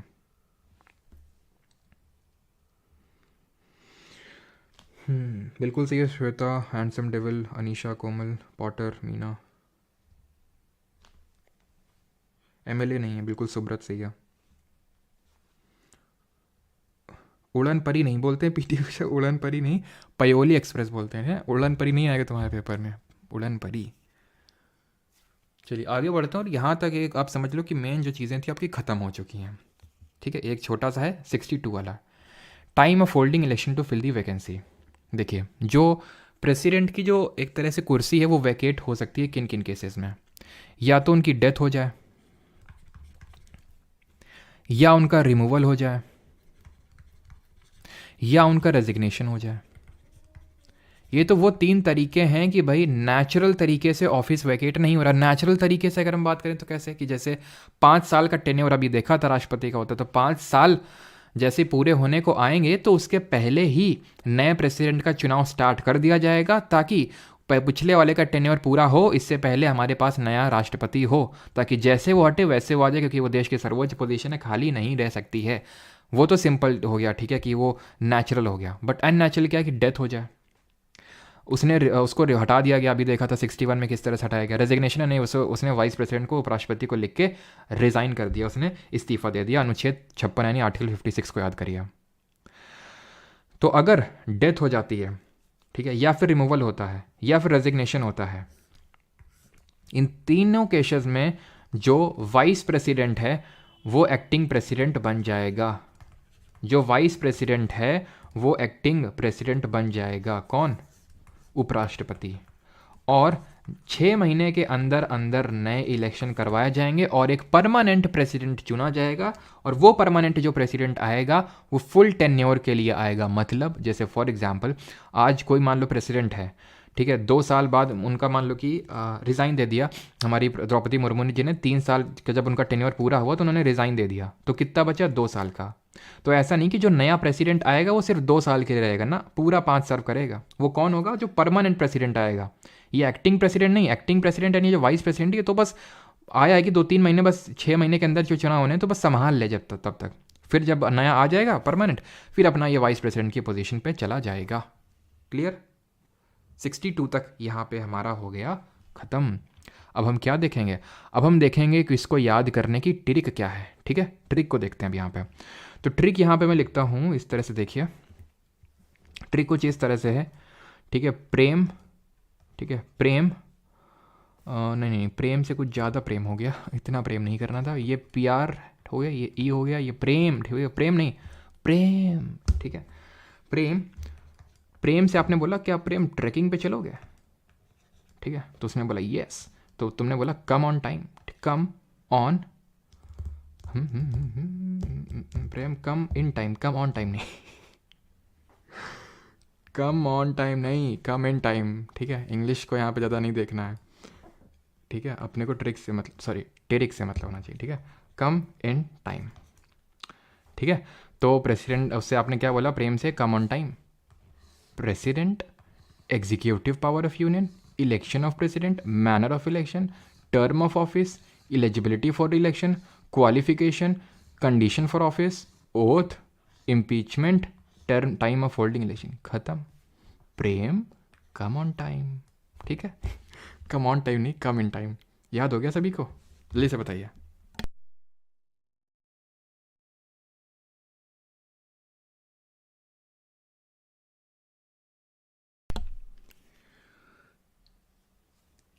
अब हिंदी वाली भी ट्रिक बता दें क्या? हिंदी वाले भी जो स्टूडेंट हैं वो थोड़ा सा नाराज़ हो जाएंगे हैं। चलो तो भाई हिंदी के लिए हो सकता है आप में से काफ़ी लोगों ने सुनी भी हो, काफ़ी मार्केट में चलती है ये पकानी कोका। ठीक है, पकानी कोका। इसके बाद हम स्टार्ट करेंगे, छोटा सा है वाइस प्रेसिडेंट, बहुत छोटा सा, और उसके बाद क्वेश्चंस करेंगे। पकानी कोका दुयो और द श म कर लेते हैं। ठीक है, अगर प्रेसिडेंट और वाइस प्रेसिडेंट दोनों एक साथ रिज़ाइन करेंगे तो किसको रेजिग्नेशन लेटर देंगे? रुक जाओ, एक साथ देखिए ऐसा तो नहीं होता कि जैसे ही मान लो प्रेसिडेंट हम भी रिज़ाइन करेंगे। ये जो आपका डाउट होना चाहिए कुछ इस तरह से होना चाहिए, और मैं शायद सही समझ रहा हूँ कि अगर मान लेते हैं कि जो, एक सेकेंड यहाँ पे देख लेते हैं कि जो प्रेसिडेंट है, ठीक है, इसने रिज़ाइन कर दिया या डेथ हो गई या रिमूवल हो गया, तो कौन आएगा? वाइस प्रेसिडेंट आएगा। वाइस प्रेसिडेंट अगर वो भी इसकी डेथ, रिज़ाइन या फिर रिमूवल हो गया तो कौन आएगा? तो आएगा CJI। ये भी नहीं रहेगा तो कौन आएगा? सीनियर मोस्ट जज आएगा। ठीक है, सीनियर मोस्ट जज आएगा। अब आप पूछेंगे सर ये भी नहीं रहेगा तो कौन आएगा? उसके बाद हम जाएंगे। ठीक है, और हम नहीं रहेंगे तो फिर तुम में से किसी को नॉमिनेट करके प्रेसिडेंट बनाएंगे। तुम चिंता क्या कर रहे हो, बस पढ़ते रहो तुम ठीक है, तो प्रेसिडेंट नहीं तो वाइस प्रेसिडेंट, नहीं तो CJ, नहीं तो सीनियर मोस्ट जज। क्या कभी ऐसा हुआ है? बिल्कुल हुआ है। तो जाकिर हुसैन जी हमारे प्रेसिडेंट थी, ठीक है प्रेसिडेंट थे सॉरी, तो इनकी डेथ हो गई थी। देन उस समय वाइस प्रेसिडेंट थे VV गिरी, तो वो उनको बनाया गया, लेकिन वो बोलते नहीं हम तो चुनाव लड़ेंगे वाइस प्रेसिडेंट पद का, हम अभी प्रेसिडेंट बन तो जाएंगे लेकिन कोई नया आएगा हम फिर हट जाएंगे, लेकिन हमें तो प्रेसिडेंट बनना है। तो फिर उस समय CJ थे जस्टिस हिदायतुल्ला, उनको प्रेसिडेंट बनाया गया था, हिदायतुल्ला जी को। क्लियर? तो अब पकानी कोका द्वयोदशम देख लेते हैं। तो प से है पद, पद मतलब ऑफिस ऑफ प्रेसिडेंट, तो आर्टिकल नंबर 52। क से है क्या? कार्यपालिका का अध्यक्ष, ही इज़ द हेड ऑफ कार्यपालिका, एग्जीक्यूटिव का वो हेड होता है। नी से है क्या? निर्वाचन। तो रुक जाओ, इस तरह से कर लेते हैं, कोका को थोड़ा सा दूर बनाते हैं। तो नी से हो जाएगा निर्वाचन। ठीक है, को का कर लेते हैं यहाँ पे, कोका से क्या हो जाएगा? को से हो जाएगा कोटा। कोटा किस में था? कोटा था 55 में, 55 में ही तो हमारा क्या था? मैनर ऑफ इलेक्शन था। ठीक है, और का से क्या हो जाएगा? का से हो जाएगा कार्यकाल, दैट इज कार्यकाल, यानी कि टेन्योर कितना होगा? तो 5 साल का होगा, आर्टिकल 56। और दुयो का कर लेते हैं, दुयो। दू से क्या है? दू से दूध नहीं है, दू से दोबारा। ठीक है, दोबारा, तो दोबारा यानी कि री इलेक्शन की इसमें कंडीशंस दी हुई है, और कितने नंबर ऑफ टाइम भी वो इलेक्ट हो सकता है। दैट मीन्स कि कौन सा आर्टिकल हो जाएगा? 57। यो से हो जाएगा योग्यता, दैट इज़ एलिजिबिलिटी या फिर क्वालिफिकेशन, योग्यता, और ये कौन सा आर्टिकल हो जाएगा? 58। ठीक है, द से हो जाएगा दशाएं, यानी कि दशाओं को हम बोल सकते हैं क्या? दशाओं का वही मतलब ये है कि कौन कौन सी दशाएं। 59 में क्या दिया हुआ था कि वो MP ना हो, MLA ना हो। ठीक है, ये चीज़ें दी हुई थी 59। और शाह से क्या है? शाह से हो जाएगा आपका श से क्या हो जाएगा, शपथ हो जाएगा, ओथ हो जाएगा, ठीक है, शपथ, ठीक है। ये इसमें क्या है, ओथ। 60 आर्टिकल नंबर कौन दिलाता है ओथ, जल्दी से बताओ। और माँ से क्या हो जाएगा, महाभियोग हो जाएगा, ठीक है, महाभियोग किस में है ये, महाभियोग 61 में। ख़त्म हो गया। अब आते हैं वाइस प्रेसिडेंट में और उपराष्ट्रपति देखते हैं, ठीक है। तो उपराष्ट्रपति की अगर बात करें तो कहाँ से स्टार्ट होगा, आर्टिकल नंबर 63 से स्टार्ट होगा, अनुच्छेद नंबर 63 से स्टार्ट होगा, ठीक है। क्वेश्चंस करेंगे अभी, अभी तुरंत नहीं करेंगे, ठीक है, कर लेते हैं। और सभी लोग एक डीप ब्रीथ करेंगे, ठीक है, थोड़ा सा ब्लिंक करेंगे आइस को।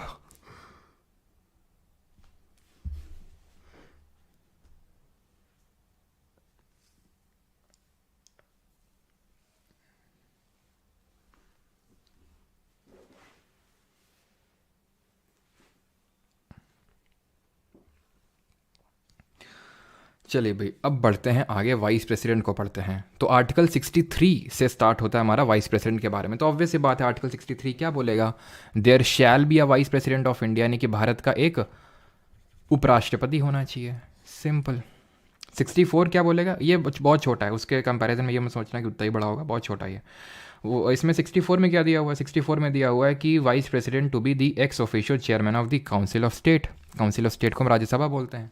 मैंने क्योंकि काउंसिल ऑफ स्टेट कॉन्स्टिट्यूशन में तो काउंसिल ऑफ स्टेट लिखा हुआ, लेकिन यहाँ पे मैंने इसलिए लिखा राज्यसभा ताकि आपको समझ में आए। इसका मतलब क्या होता है, एक्स ऑफिशियो का मतलब होता है अपने आप। अपने आप का मतलब ये हुआ कि कोई भी अगर वाइस प्रेसिडेंट ऑफ इंडिया बनेगा तो वो अपने आप राज्यसभा का चेयरमैन है कि सभापति बन जाएगा, यानी कि राज्यसभा जो भारत का उपराष्ट्रपति होता है वो राज्यसभा का पदेन सभापति होता है, सिंपल। यानी कि राज्यसभा के चेयरमैन के लिए अलग से कोई इलेक्शन नहीं होता है, जो वाइस प्रेसिडेंट बनता है वही अपने आप चेयरमैन भी बन जाता है राज्यसभा का। 65 the vice president to act as president in case of casual vacancies, या फिर कुछ मान लो एब्सेंस हो गया, जैसे कि मान लो कि प्रेसिडेंट जो है आज मूड नहीं है प्रेसिडेंट का, या फिर उनकी बेटी की शादी है तो कुछ दिन लीव पे रहेंगे, तो वो कुछ कैजुअल वैकेंसी है, जिसके केस में वाइस प्रेसिडेंट टू डिस्चार्ज, ठीक है, वो तो लिखा हुआ है vice president to act as president in case of casual vacancies, तो वो वाइस प्रेसिडेंट जो है प्रेसिडेंट के फंक्शंस को परफॉर्म करेगा, ठीक है। और मतलब जब ये परफॉर्म फंक्शंस को करेगा ना, तो उस टाइम तक वो सब प्रेसिडेंट की पावर ही रहेगी। उसके उतना उसको एमोल्यूमेंट मिलेगा, भत्ता मिलेगा, अलाउंस मिलेगा, सारे प्रिविलेजेस मिलेंगे प्रेसिडेंट वाले। हमेशा इस चीज़ को ध्यान रखना, हमेशा इस चीज़ को ध्यान रखना। और एक चीज़ को और ज़रूर ध्यान रखना, 61 में हम क्या बताए थे तुम्हें, इम्पीचमेंट बताए थे। चलो अभी बाद में उसके बारे में बताएंगे, ठीक है, अलग से एक साथ बता देंगे प्रेसिडेंट वाइस प्रेसिडेंट का। क्लियर हो गया 65 वाला भी, ठीक है, कि अगर कुछ कैजुअल वैकेंसी हो गई, कैजुअल मतलब कि डेथ वेथ वाली नहीं, कि ऐसे मान लो कि उनकी आज कुछ बेटी की शादी है इस तरह से, तो वो नहीं है, तो फिर वाइस प्रेसिडेंट प्रेसिडेंट बन जाएगा और सारे पावर एमोल्यूमेंट सब कुछ प्रिविलेजेस उसकी के मिलेंगे प्रेसिडेंट वाले। 66 क्या है, it is very important, it is about election of vice president, यानी कि राष्ट्रपति का उपराष्ट्रपति का निर्वाचन किस तरह से होता है। अब ये बहुत इंपॉर्टेंट है, इसी में ही सब कुछ दिया हुआ है। सबसे पहला तो ये हमारा इलेक्टोरल कॉलेज। इलेक्टोरल कॉलेज मतलब वही निर्वाचन मंडल, इलेक्टोरल कॉलेज, यानी कि इसके उपराष्ट्रपति के इलेक्शन में कौन कौन हिस्सा लेता है। बड़ा आसान है, बताना मत किसी को, ये है ऑल एमपीज, ठीक है, सभी सांसद लोग। क्यों आसान है, इन्हीं लोगों ने तो प्रेसिडेंट को हटाया था, जिन्होंने प्रेसिडेंट को हटाया उन्हीं ने वाइस प्रेसिडेंट को चुन लिया, सिंपल। उनको पहले हटा के इसको चुन ले रहे हैं, ऐसे के दिमाग में बिठा लो, कभी भूलोगे नहीं कि वाइस जो प्रेसिडेंट को हटाता है वही वाइस प्रेसिडेंट को चुन लेता है। क्लियर।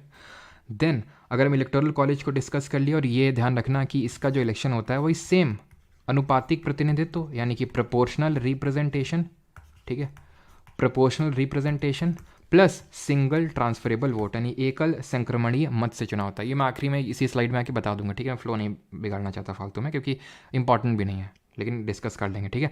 तो proportional representation plus single transferable vote. फिर इसी का सब क्लॉज 2 है 66 का ही, जिसमें ये लिखा हुआ है कि vice president shall not be a member of either house of parliament, यानी shall not be a MP और MLA वो नहीं हुआ होना चाहिए।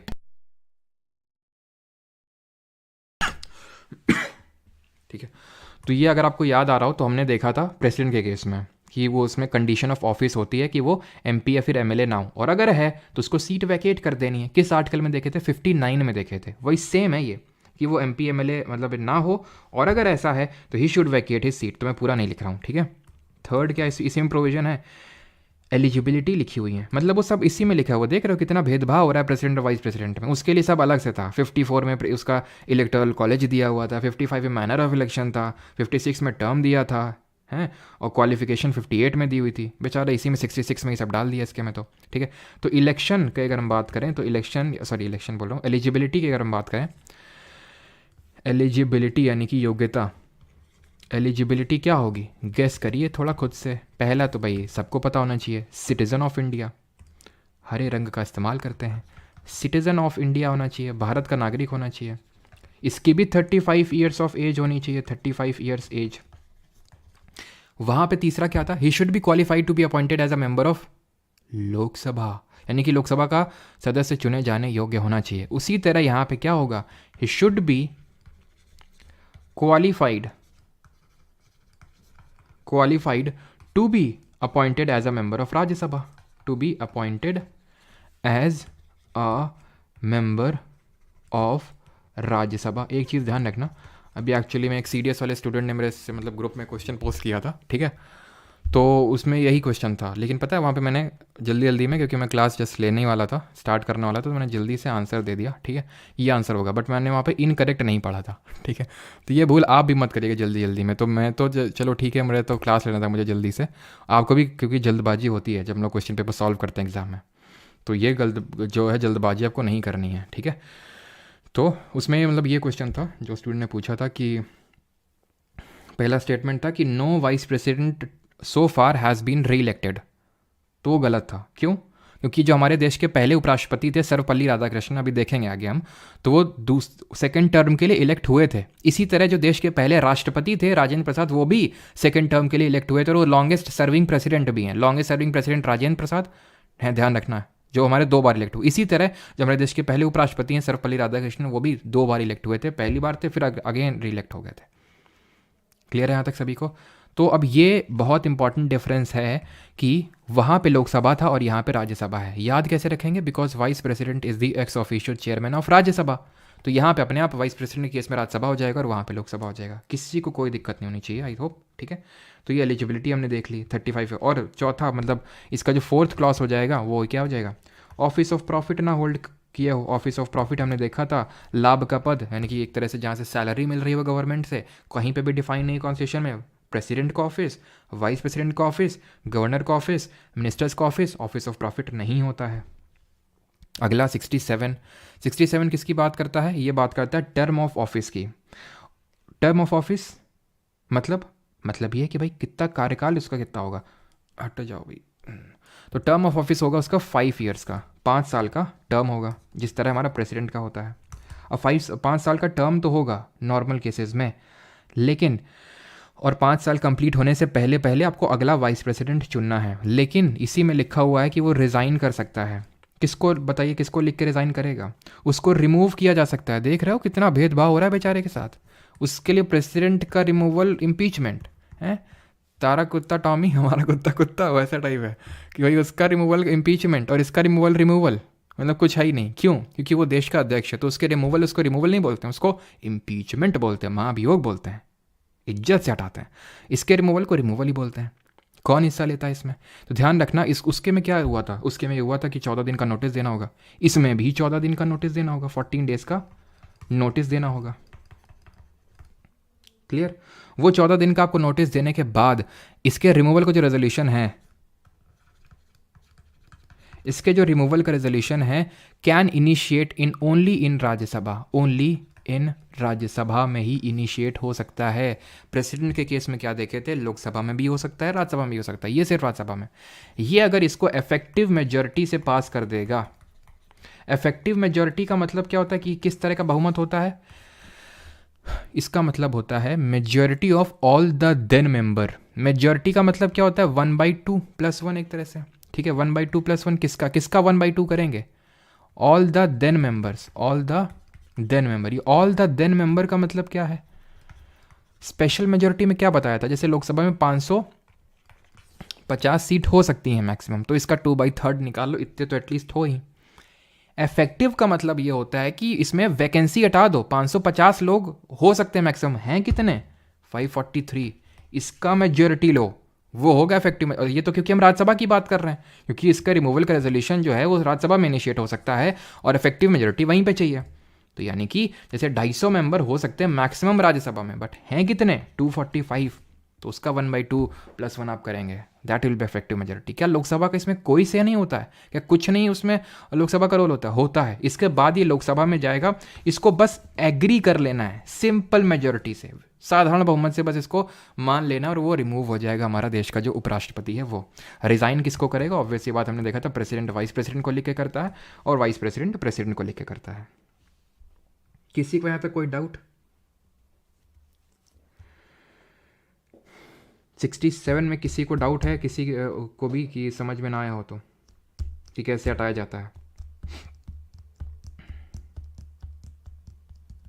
क्लियर? ओके, चलिए तो आगे बढ़ते हैं। 68 देखते हैं। 68 है time of holding election to fill the vacancy. कुछ नहीं है इसमें, ऐसे समझ लो कि 5 साल का टेन्योर होता है, 5 साल कम टेन्योर को पूरा होने से पहले पहले वैकेंसी आपको भर लेनी है। और अगर सर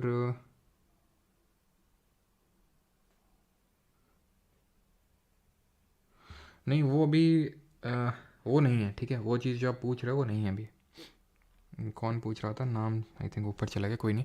तो 5 ईयर्स का टर्म होता है, ठीक है, 5 साल का बस। और उससे पहले आपको होल्ड वो करनी है। अगर मान लो डेथ हो गया उसका, ठीक है, मान लो उसने रिज़ाइन कर दिया प्रेसिडेंट को लिख के, या फिर उसका रिमूवल हो गया, तो फिर 6 महीने के अंदर अंदर उसका जो है इलेक्शन हमें करवाना है, ठीक है। उसका जल्द से जल्द यानी 6 महीने के अंदर हमें इलेक्शन करवाना है टू फिल दैट वैकेंसी। और जो भी आएगा वो कंप्लीट 5 साल के लिए रहेगा, रिमाइंडर ऑफ द टर्म के लिए नहीं। 69 कल कोई पूछ रहा था ना सर, 69 आर्टिकल में क्या है, देख लो 69 आर्टिकल में क्या है। ओ द वाइस प्रेसिडेंट है, शपथ है, कौन दिलाएगा शपथ? शपथ दिलाएगा इसको प्रेसिडेंट। प्रेसिडेंट को कौन दिला रहा था जल्दी से बताओ? राष्ट्रपति को कौन शपथ दिला रहा था? और वाइस प्रेसिडेंट को कौन दिला रहा है? प्रेसिडेंट दिला रहा है। और प्रेसिडेंट को CJI दिला रहे थे। हमेशा इस चीज़ को याद रखना। अभी अगर मैं क्वेश्चन बना दूँ ना, चलो बनाऊंगा अभी मैं, आगे बता दूंगा तो तुम हल्के में ले लोगे, मेरे को बोलोगे हाँ ये तो आता ही था हमको, हम सही कर देते। तुमसे गलत करवाएंगे तब मजा आएगा। ठीक, तो 69 में अगर बात करें तो ओथ ऑफ वाइस प्रेसिडेंट है। तो जब भी 69 नंबर देखो तो ओथ ऑफ वाइस प्रेसिडेंट के बारे में सोचो, और कुछ नहीं। 70 पे आते हैं, ठीक है, 70 पे आते हैं। तो शपथ हमने देख ली। हाँ, discharge of president functions in other contingencies, मतलब कि अगर एक तरह से पार्लियामेंट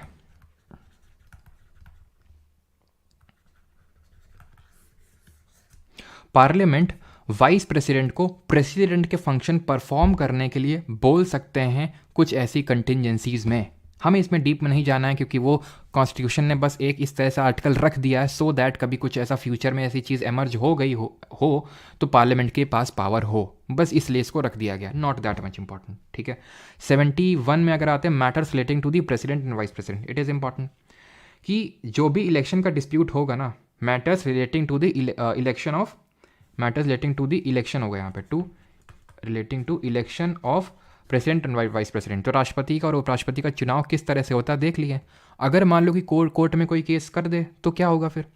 पहली बात तो ओनली सुप्रीम कोर्ट ही डील करेगा, यानी कि सुप्रीम कोर्ट का ये एक्सक्लूसिव जुरिस्डिक्शन हो गया। एक्सक्लूसिव का मतलब है कि सिर्फ वही डील कर सकता है, तो supreme court of India he deal करेगा। ये रट्टा मार लेना अपने दिमाग में, ठीक है। तो कौन डिसाइड करेगा? ओनली सुप्रीम कोर्ट, बस। और इलेक्शन का डिस्प्यूट इस मामले में नहीं हो सकता कि इलेक्टोरल कॉलेज जो निर्वाचन मंडल था उसमें वैकेंसी थी कि भाई इतने लोग होने चाहिए थे लेकिन वो थे नहीं प्रेजेंट, तो इनका जो चुनाव है वो रद्द कर दो। इस मामले में चुनाव रद्द नहीं होगा, ठीक है, ये लिखा हुआ है कॉन्स्टिट्यूशन में, बस खत्म हो गया। 72 क्या बात करता है? Parting power. चलो इसको भी डिस्कस कर लेते हैं। यानी कि क्षमा करने की शक्ति राष्ट्रपति की दी हुई है। क्षमा क्या करते हैं ये? जैसे कि मान लो कि किसी को मृत्यु दंड दे दिया गया, डेथ सेंटेंस सुना दिया गया, तो वो उसके पास एक ही चारा है वो कि राष्ट्रपति के पास जा सकता है, ठीक है, अगर किसी को डेथ पेनल्टी हो गई, या फिर अगर सिर्फ ऐसा नहीं डेथ पेनल्टी हो गई तभी आप प्रेसिडेंट के पास, उम्र कैद हो गई या फिर कुछ भी हो गई तो प्रेसिडेंट के पास जा सकते हैं। अब यहाँ पे जो मैं लिखने वाला हूँ it is optional. Optional in the sense ये चीज़ आपको रटी होनी चाहिए। 72 में राष्ट्रपति की क्षमा शक्ति है कि वो क्षमा दे सकता है किसी को, अगर मान लो उम्र कैद हुई है, डेथ सेंटेंस हुआ है, तो क्षमा दे सकता है। अब जो मैं लिखने वाला हूँ वो एक्चुअल में जो आर्टिकल 72 में जो चीज़ें लिखी हुई हैं, जो हो सकता है पूछ लिया जाए, लेकिन अभी तक तो नहीं पूछा गया है, और लेकिन अगर आप पीसीएस अगर एग्ज़ाम देंगे तो उसमें ज़्यादा चांसेस होते हैं। तो इसमें आती हैं 4-5 चीज़, जैसे पार्डनिंग होती है एक, कम्यूट होता है एक, ठीक है, कम्यूट, ठीक है, और एक होता है रीमिशन, रीमिशन, ठीक है, और PCM MSP, रेस्पाइट और रेप्राइव, ठीक है, रेप्राइव है क्या ये? तो इसमें लिखा हुआ है आर्टिकल नंबर 72 में कि president shall have power to grant pardon, commute, reprieve, respite और रिमिशन ऑफ पनिशमेंट। तो अगर पनिशमेंट मिलता है कोर्ट की तरफ से, तो राष्ट्रपति अगर उसको पनिशमेंट को एब्सॉल्व कर देते हैं, यानी बोलते हैं जा सिमरन जी ले अपनी ज़िंदगी, यानी कि तुमको हमने पूरी तरह से बरी किया, जो भी तुम में चार्जेस लगे हुए थे तुम पे, सब हमने तुमको माफ़ कर दिया। कम्यूट का मतलब होता है जब आप फॉर्म ऑफ पनिशमेंट को चेंज कर देते हो। जैसे मान लो कि मुझे नहीं, किसी को डेथ सेंटेंस मिला है, तो उसको हमने प्रेसिडेंट के पास हो गया और उसने क्या किया, कम्यूट कर दिया। कम्यूट का मतलब होता है चेंज करना, यानी उसने बोल दिया कि ठीक है, डेथ पेनल्टी को हमने लाइफ इम्प्रिजनमेंट में चेंज कर दिया, तो मैं उम्र कैद दे दी, डेथ था ना, उम्र कैद दे दिया। रिमिशन में क्या है? रिमिशन में अगर हम बात करें तो यह फॉर्म नहीं चेंज होती है, यहाँ पे एक्सटेंट चेंज होता है, एक्सटेंट ऑफ पनिशमेंट। जैसे कि अगर मुझे मान लो कि 30 साल की सज़ा मिली है, सॉरी मुझे नहीं, किसी को, ठीक है, तो ये बार बार मेरा ही नाम क्यों निकल आता है तो किसी को अगर मान लो कि 30 साल की सज़ा मिली है, तो उसको 5 साल या 10 साल की सज़ा में, यानी कि सज़ा वही है, मतलब एक तरह से अभी भी वही है कि जेल है, लेकिन उसको कम कर दिया, कम साल के लिए। रिस्पाइट सेम चीज़ है, एक्सटेंट ऑफ पनिशमेंट को कम कर देना, लेकिन फिर अंतर क्या हुआ? अंतर यह है हेल्थ को ध्यान में रखते हुए। जैसे कि मान लो कोई प्रेग्नेंट है, कोई मान लो बुढ़ापे में है, तो उसकी हेल्थ को ध्यान में रखते हुए उसकी एक्सटेंट ऑफ पनिशमेंट को कम कर देना। रेप्राइव होता है होल्ड कर देना, पनिशमेंट को होल्ड पे लगा देना कि रुक जाओ, भी जो भी तुम पे मतलब चार्जेस लगे हैं, जो भी कोर्ट ने मान लो ऑर्डर दिया कि इसको डेथ पेनल्टी हो गई, तो वो होल्ड पे कर देगा, पनिशमेंट ऑन होल्ड, ठीक है। तो बस ध्यान रखना होल्ड पे, तो ये चीज़ याद रखना। और अगर आप इसका ऑर्डर याद रखना चाहते हैं, जैसे मेरे दिमाग में तो फिट है कि हाँ पहले तो जा सिमरन जी ले अपनी ज़िंदगी, form of punishment, extent of punishment, extent of punishment और होल्ड पे, तो मैंने इस तरह से याद रखा है। PCM है ना, PCM है ना, फिजिक्स केमिस्ट्री मैथ्स ऐसे, PCM और यहीं से स्टार्ट कर दो MSP, मिनिमम सपोर्ट प्राइस, ऐसे करके मैंने याद रखा था, ठीक है। बाकी अपने हिसाब से कर सकते हैं। तो ये भी हो गया हमारा। और ये ध्यान रखना कि पार्डनिंग पावर गवर्नर के पास भी होती है, राज्यपाल, फिर वहाँ पे पढ़ेंगे और वहाँ पे दोनों के बीच में आपको डिफरेंस समझाऊंगा क्या डिफरेंस होता है। अभी के लिए सिर्फ इतना ही, अभी तुम भी बचे हो। आर्टिकल 73 ये क्या है? Extent of executive power of the union, extent of executive power of union, यानी कि एक तरह से कहाँ कहाँ पे इनका पावर होगा। एक्सटेंट ऑफ ये इंपॉर्टेंट नहीं है, एक तरह से इसमें ये लिखा हुआ है कि जहाँ जहाँ भी पार्लियामेंट के पास पावर है लॉ बनाने का, वहाँ वहाँ पे एक तरह से एग्जीक्यूटिव पावर होगा यूनियन का। यानी कि जो यूनियन है, यूनियन मैंने आपको बताया यूनियन एग्जीक्यूटिव में कौन कौन आता है, ठीक है, प्रेसिडेंट, वाइस प्रेसिडेंट और आपके प्राइम मिनिस्टर, ठीक है, काउंसिल ऑफ मिनिस्टर और आपका अटॉर्नी जनरल। तो इन लोगों के जो पावर है, जहाँ पार्लियामेंट के लॉ बनाने के जहाँ जहाँ तक पावर हैं, वहाँ तक इनके एग्जीक्यूटिव के पावर एक्सटेंड करते हैं, ये आपको बताना चाहिए। क्लियर? और यहाँ पे होते हैं हमारे ख़त्म, ठीक। कल से हम लोग देखेंगे जो है आगे, ठीक है। तो चलिए यहीं पे ख़त्म करते हैं कर दें ख़त्म, बताओ। एक क्वेश्चन कर लें, पहले क्वेश्चन कर लेते हैं, है ना। क्या हो गया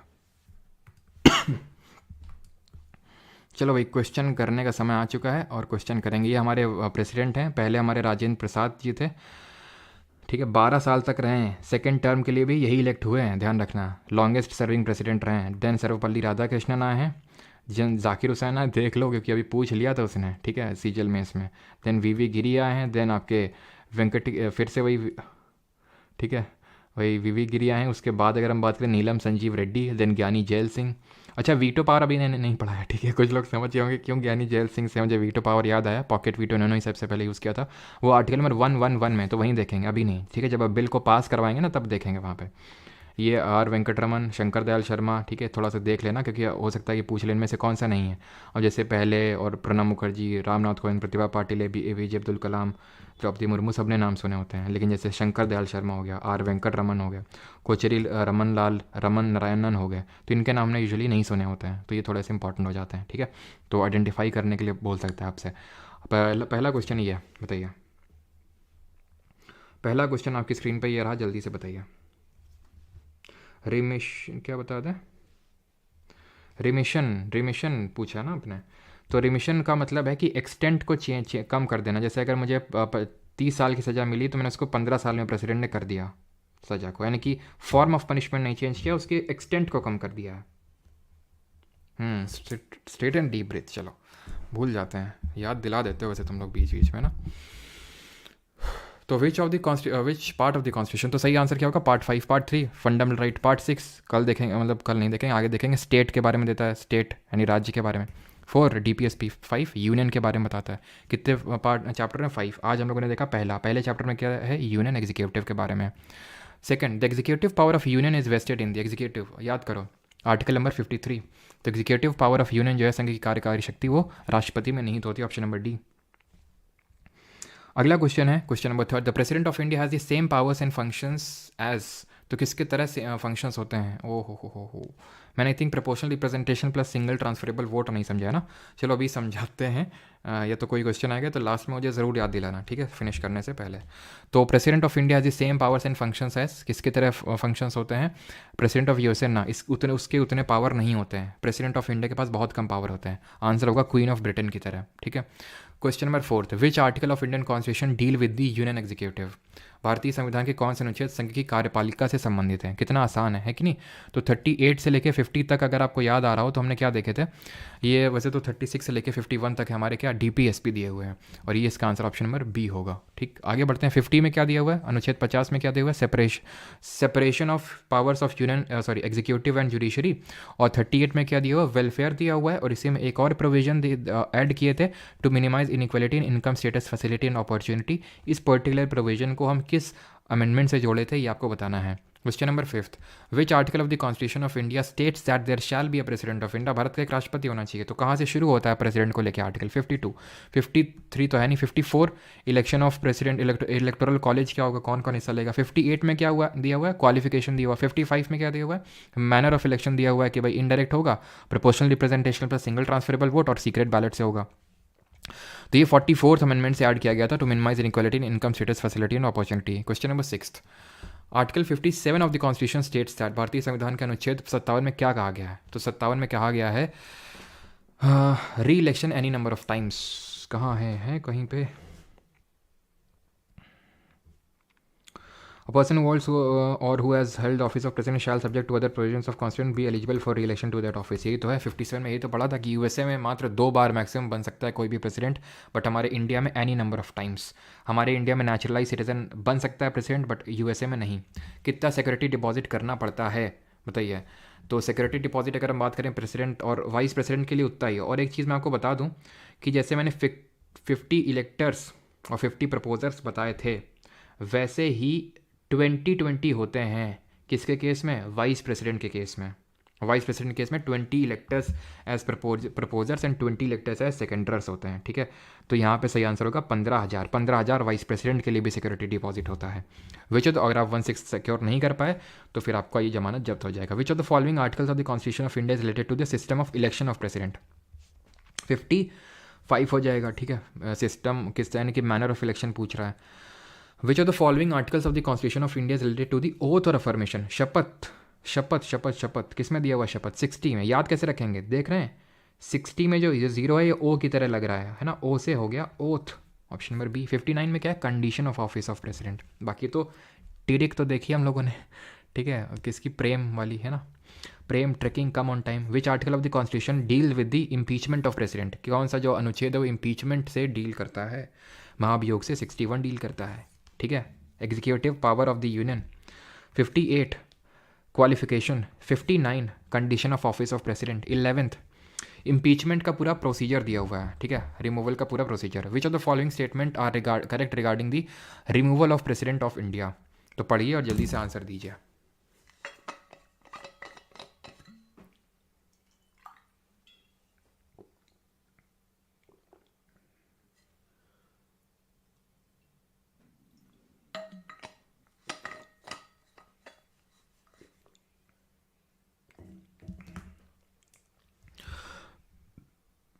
the impeachment process can be initiated in either house of parliament, बिल्कुल सही है। Impeachment charges must be signed by 1/3 members, 1/4 members, गलत हो गया, गलत हो गया, सीधे काटा करो ऐसे आके, लो भैया आंसर भी आ गया। दो स्टेटमेंट तो पढ़ा ही नहीं। इन दी इम्पीचमेंट प्रोसेस 30, और ये ऑप्शन मैंने नहीं सेट किया है, ये सीजीएल देख सकते हैं 19 जुलाई 2023 सेकंड शिफ्ट, जाके मैच भी कर लीजिएगा अगर आपको शक हो, ठीक है, एकदम लेटेस्ट क्वेश्चन है। इन दी इम्पीचमेंट 30 डेज का नोटिस नहीं, 14 डेज का नोटिस देना होता है प्रेसिडेंट को। Impeachment resolution is pass by majority of 2/3 of the total membership of the house, it is correct and it is what, special majority, विशेष बहुमत बोलते हैं इसको। 12th in India who among the following has the power to pardon, reprieve, commute the pun, देख रहे हैं वो चीज़ terms लिखे हुए हैं, लेकिन उस पर्टिकुलर टर्म का मतलब क्या, इस पर तो अभी तक एसएससी में क्वेश्चन नहीं पूछा गया है। अब पूछा जा सकता है, ठीक है, क्योंकि यूपीएससी में तो बहुत पहले से पूछा जाता रहा है। तो भी आंसर क्या होगा, प्रेसिडेंट करता है। आर्टिकल नंबर कौन सा है, जल्दी से बताइए, अनुच्छेद कौन सा है। सीजीएल, ये भी 27 जुलाई का ही क्वेश्चन है, third shift. CPO 4 October 2023 evening shift. Which article of the constitution lays the condition that the president once elected shall not be a member of the either house of the parliament or state legislature. मतलब कि हाँ, ये वही है क्या, condition of the office of president, किस article में, 59 में। 62 में अगर हमने देखा था, इसमें तो था कि election to fill the vacancy, यानी कि कब उसको हमें जो है इलेक्शन होल्ड करना है, ठीक है, कि मतलब डेथ वाला, रेजिग्नेशन वाला, रिमूवल वाले केस में 6 महीने के अंदर। 79 अभी किए नहीं है और 80 भी अभी नहीं किए हैं। और यहाँ पे मैंने कुछ क्वेश्चन पूछा था क्या, 72 आर्टिकल पूछा था ना, अनुच्छेद 72, 13th हो गया, 14th। Under which article of the constitution shall the executive power of the union be vested, executive power of the union 53, ठीक है। अब तो आसान लग रहे होंगे ना question. Who among the following has the constitutional right to declare any geographical area scheduled area, ये HCM ASI स्टेनो और हेड कांस्टेबल में दोनों में पूछा गया है ना, 31 अक्टूबर का ये क्वेश्चन है। तो ये पावर प्रेसिडेंट के पास होती है। अभी तो आपके लिए आसान है कि अभी प्रेसिडेंट का चैप्टर कर रहे हैं तो प्रेसिडेंट ही होगा, लेकिन ध्यान रखना कि प्रेसिडेंट ही कोई शेड्यूल्ड एरिया वो होता है कि भाई वहाँ पे सारे लॉज जो यूनियन वाले फिर स्टेट वाले एग्जैक्टली उस तरह से इंप्लीमेंट नहीं होते हैं, बल्कि मॉडिफाइड तरीके से, मॉडिफाइड रूप से इंप्लीमेंट होते हैं वहाँ पे, जो भी शेड्यूल्ड एरिया राष्ट्रपति घोषित कर देता है। अच्छा, मुझे जल्दी से बताइए कौन सा शेड्यूल, कौन सी अनुसूची मैंने बताई थी जो शेड्यूल्ड एरिया से डील करती है, और कौन सी अनुसूची जो शेड्यूल्ड ट्राइब से फिर अदर शेड्यूल्ड एरिया से डील करती है। Which article of constitution of India defines the power of the president to pardon, suspend, remit, commute, वही सेम आ गया 72, ऑप्शन नंबर ए, ठीक है। 55 में क्या है, अगेन मैनर ऑफ इलेक्शन में, बार बार इसलिए रिपीट कर रहा हूँ ताकि आपके दिमाग में बैठ जाए। 63 there shall be a vice president of India, geography का India and its location chapter का वीडियो करने के बाद प्लीज फिक्स दिस, ओके। सामन मंडल, ये HCM क्या चीज़ है, HCM है हेड कांस्टेबल मिनिस्टीरियल, ठीक है। तो क्या क्वेश्चन पूछा था यार, कुछ तो पूछा था मैंने, हाँ वो था हमारा 5th शेड्यूल, 5वीं अनुसूची में दिया हुआ है शेड्यूल्ड एरियाज़, और जो 6th शेड्यूल है 6वीं अनुसूची है उसमें अदर शेड्यूल्ड एरियाज़ दिया हुआ है, जिसमें कि हमारा ATM मनी है, यानी असम, त्रिपुरा, मिजोरम और मेघालय, मणिपुर नहीं उसमें। 17th, according to which article of the constitution the president rule is implemented in a state, नहीं पढ़ेंगे बिकॉज अभी वो वाला क्वेश्चन नहीं, आंसर इसका 356 होगा, लेकिन अभी हम लोगों ने पढ़ा नहीं है ये। Who among the following president of India was also the deputy chairman of the planning commission, Bharat के निम्नलिखित राष्ट्रपतियों में से कौन योजना आयोग के उपाध्यक्ष भी थे। तो जब हम लोग इकोनॉमिक्स पढ़ेंगे ना तो वहाँ पे देखेंगे अर्थशास्त्र में कि प्लानिंग कमीशन योजना आयोग क्या था। अभी के लिए याद रख लो कि प्लानिंग कमीशन के जो है ये चेयरमैन भी थे हमारे प्रणब मुखर्जी, जिनको कि भारत रत्न में मिल चुका है 2019 वाला posthumously. The emoluments and allowances of the president and other expenditure relating to his office is changed, sorry is charge not changed होगा, यहाँ पे चार्ज होगा, ठीक है। तो वैसे मैंने लेक्चर के बीच में चीज़ बताई थी, बट आगे भी हम लोग देखेंगे कि कंसोलिडेटेड फंड जो भारत की संचित निधि होती है वहाँ से निकलता है ये, ठीक है। चलो, who among the following is not appointed by the president of India, कौन अपॉइंट नहीं होता है। तो ambassador and high commissioner, CAG, attorney general, solicitor general, तो ये सब तो होते हैं एम्बेसडर एंड हाई कमिश्नर्स होगा, ठीक है, ऑप्शन नंबर ए। और एक चीज़, चलो मैं यहाँ पे क्वेश्चन पूछता हूँ, वही सेम क्वेश्चन है, who among the following is not appointed by the president, not appointed by the president, ठीक है। चलो यहाँ से क्वेश्चन रखता हूँ आपके सामने, रुको मुझे सोचने दो, ठीक है, सोचने दो पहले मुझे।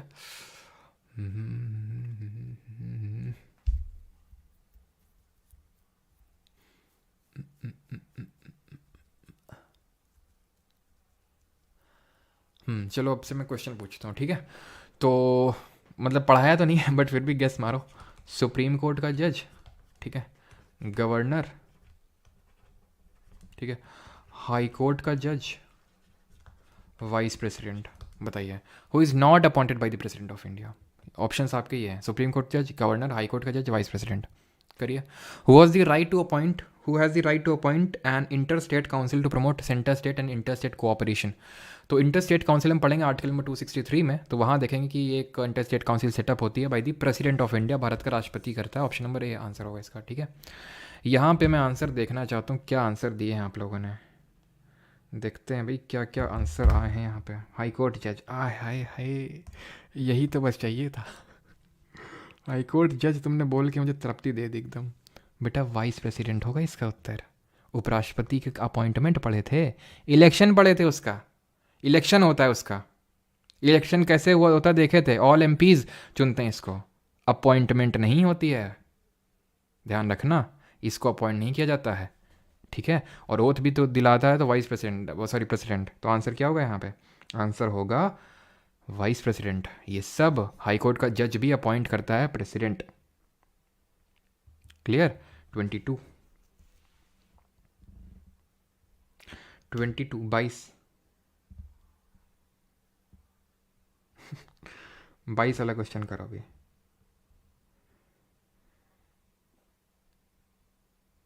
फंस गया है, चलो।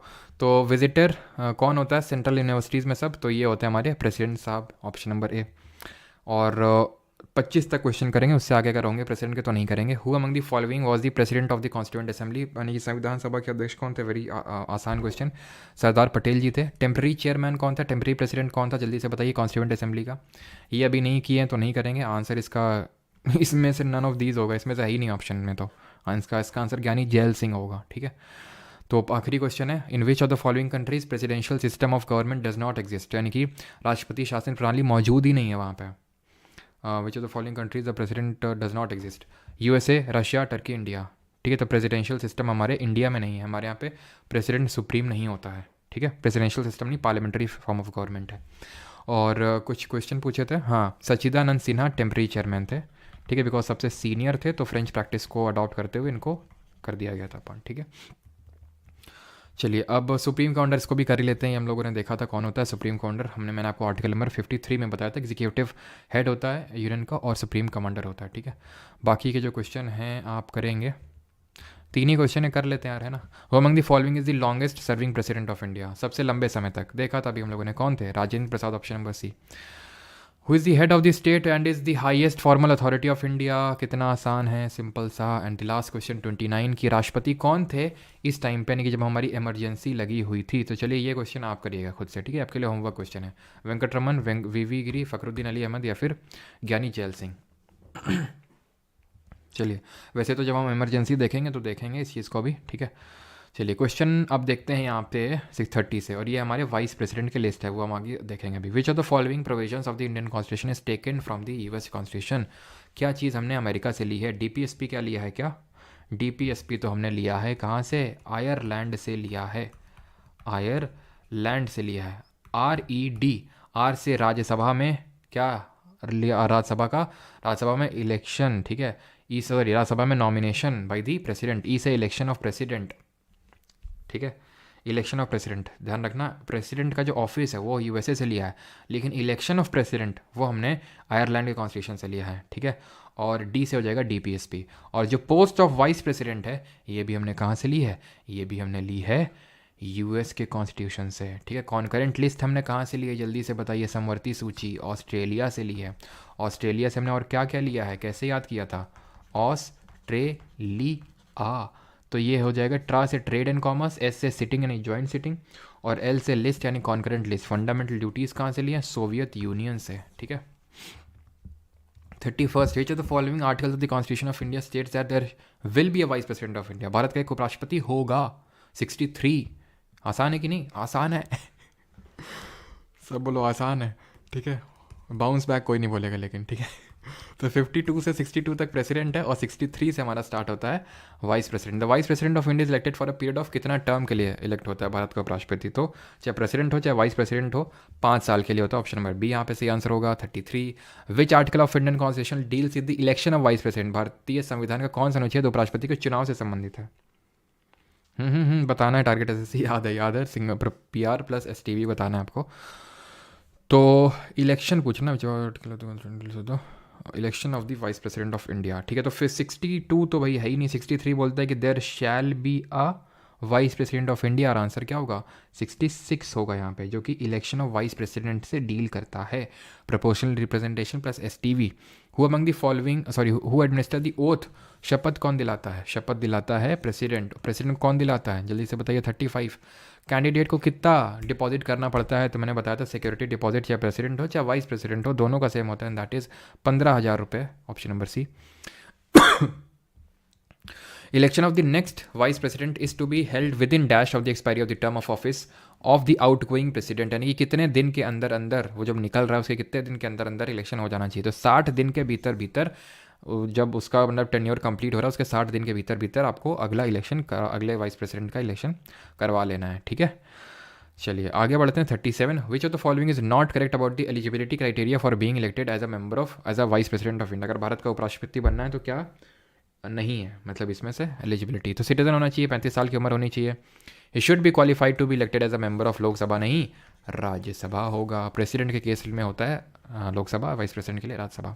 ऑफिस ऑफ प्रॉफिट वाला भी देखे थे हम। 38 वो among the following is not correct, which of the following not correct regarding the election of vice president. उपराष्ट्रपति के चुनाव के संबंध में निम्नलिखित में से कौन से कथन सही नहीं है।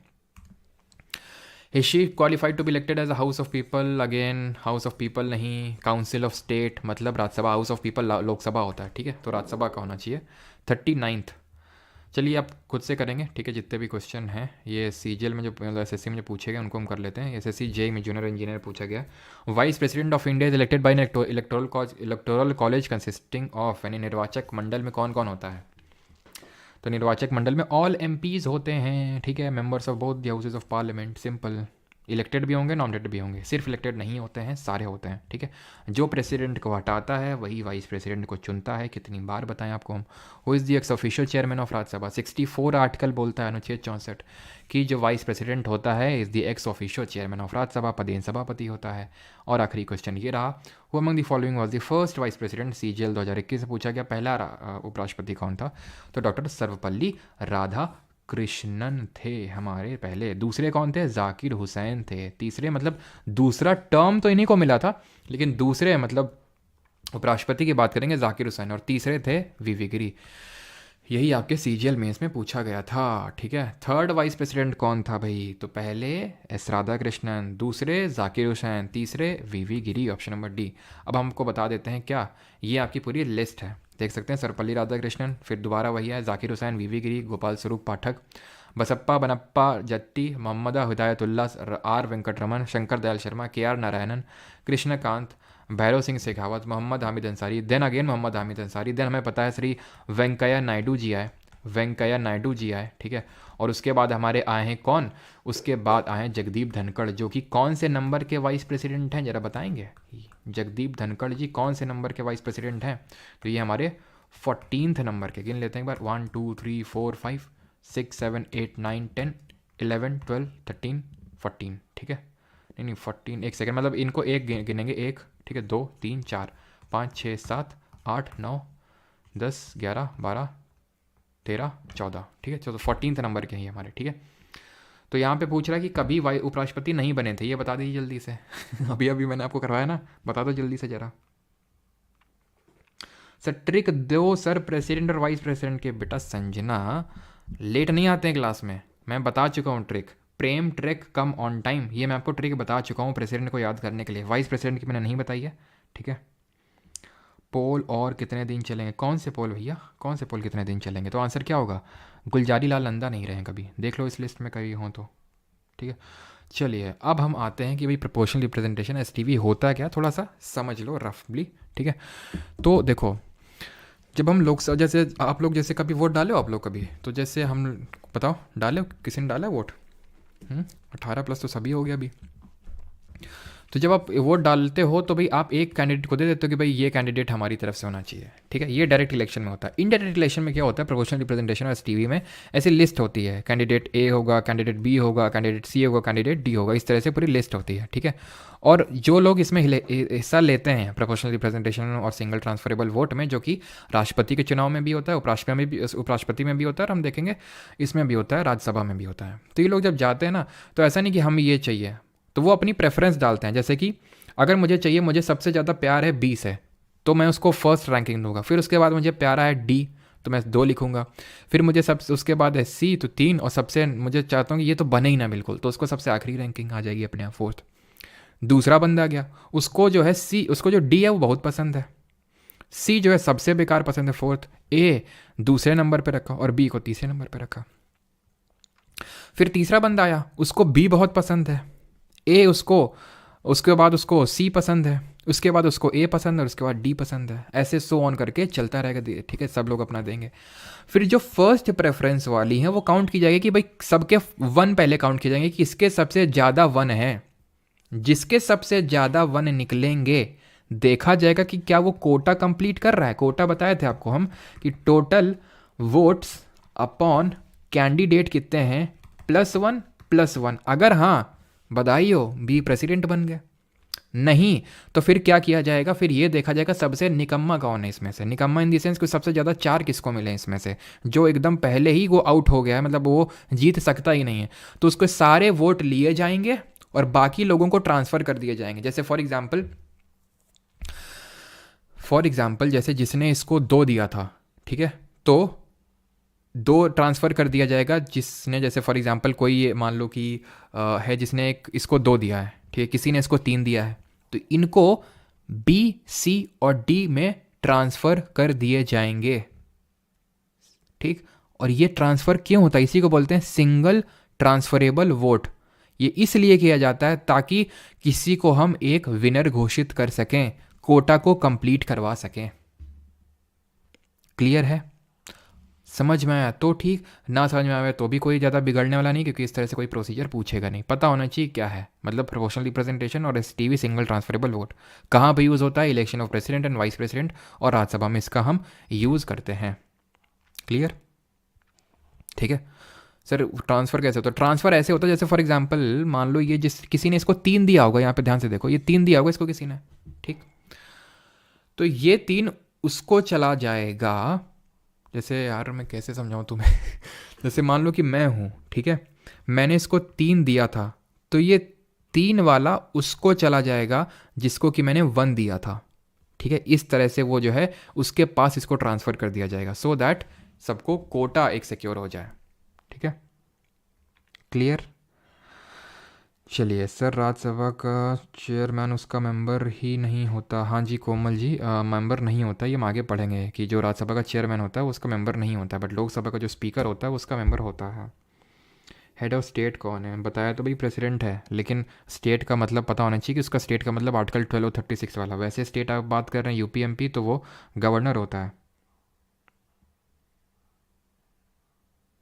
ट्रिक बताएं president, vice president, prime minister के नाम याद करने के लिए। बेटा ये सारी ट्रिक ना हम अपने घर में बताते हैं, घर में आना पड़ेगा तुमको हमारे याद करने की। हर चीज़ के लिए ट्रिक बता दो, ट्रिक बता दो। अरे थोड़ा सा तो चीज़ें याद होनी चाहिए ना कि इस तरह से प्रेसिडेंट रहे तो ये, फिर ये, हर चीज़ के लिए ट्रिक।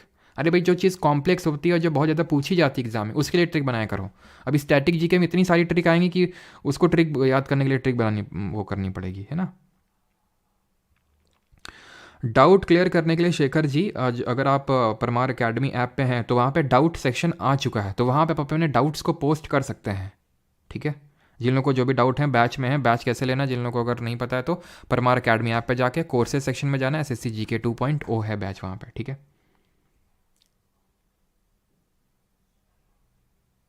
एक्स्ट्रा क्लास हम लगाते हैं उसके लिए, ट्रिक के लिए। सर पुतिन जी आए आपके क्लास में? पुतिन जी हमारी क्लास में नहीं, पुतिन जी को जो है ना, पुतिन जी एक तरह से हर जगह पाए जाते हैं पुतिन जी।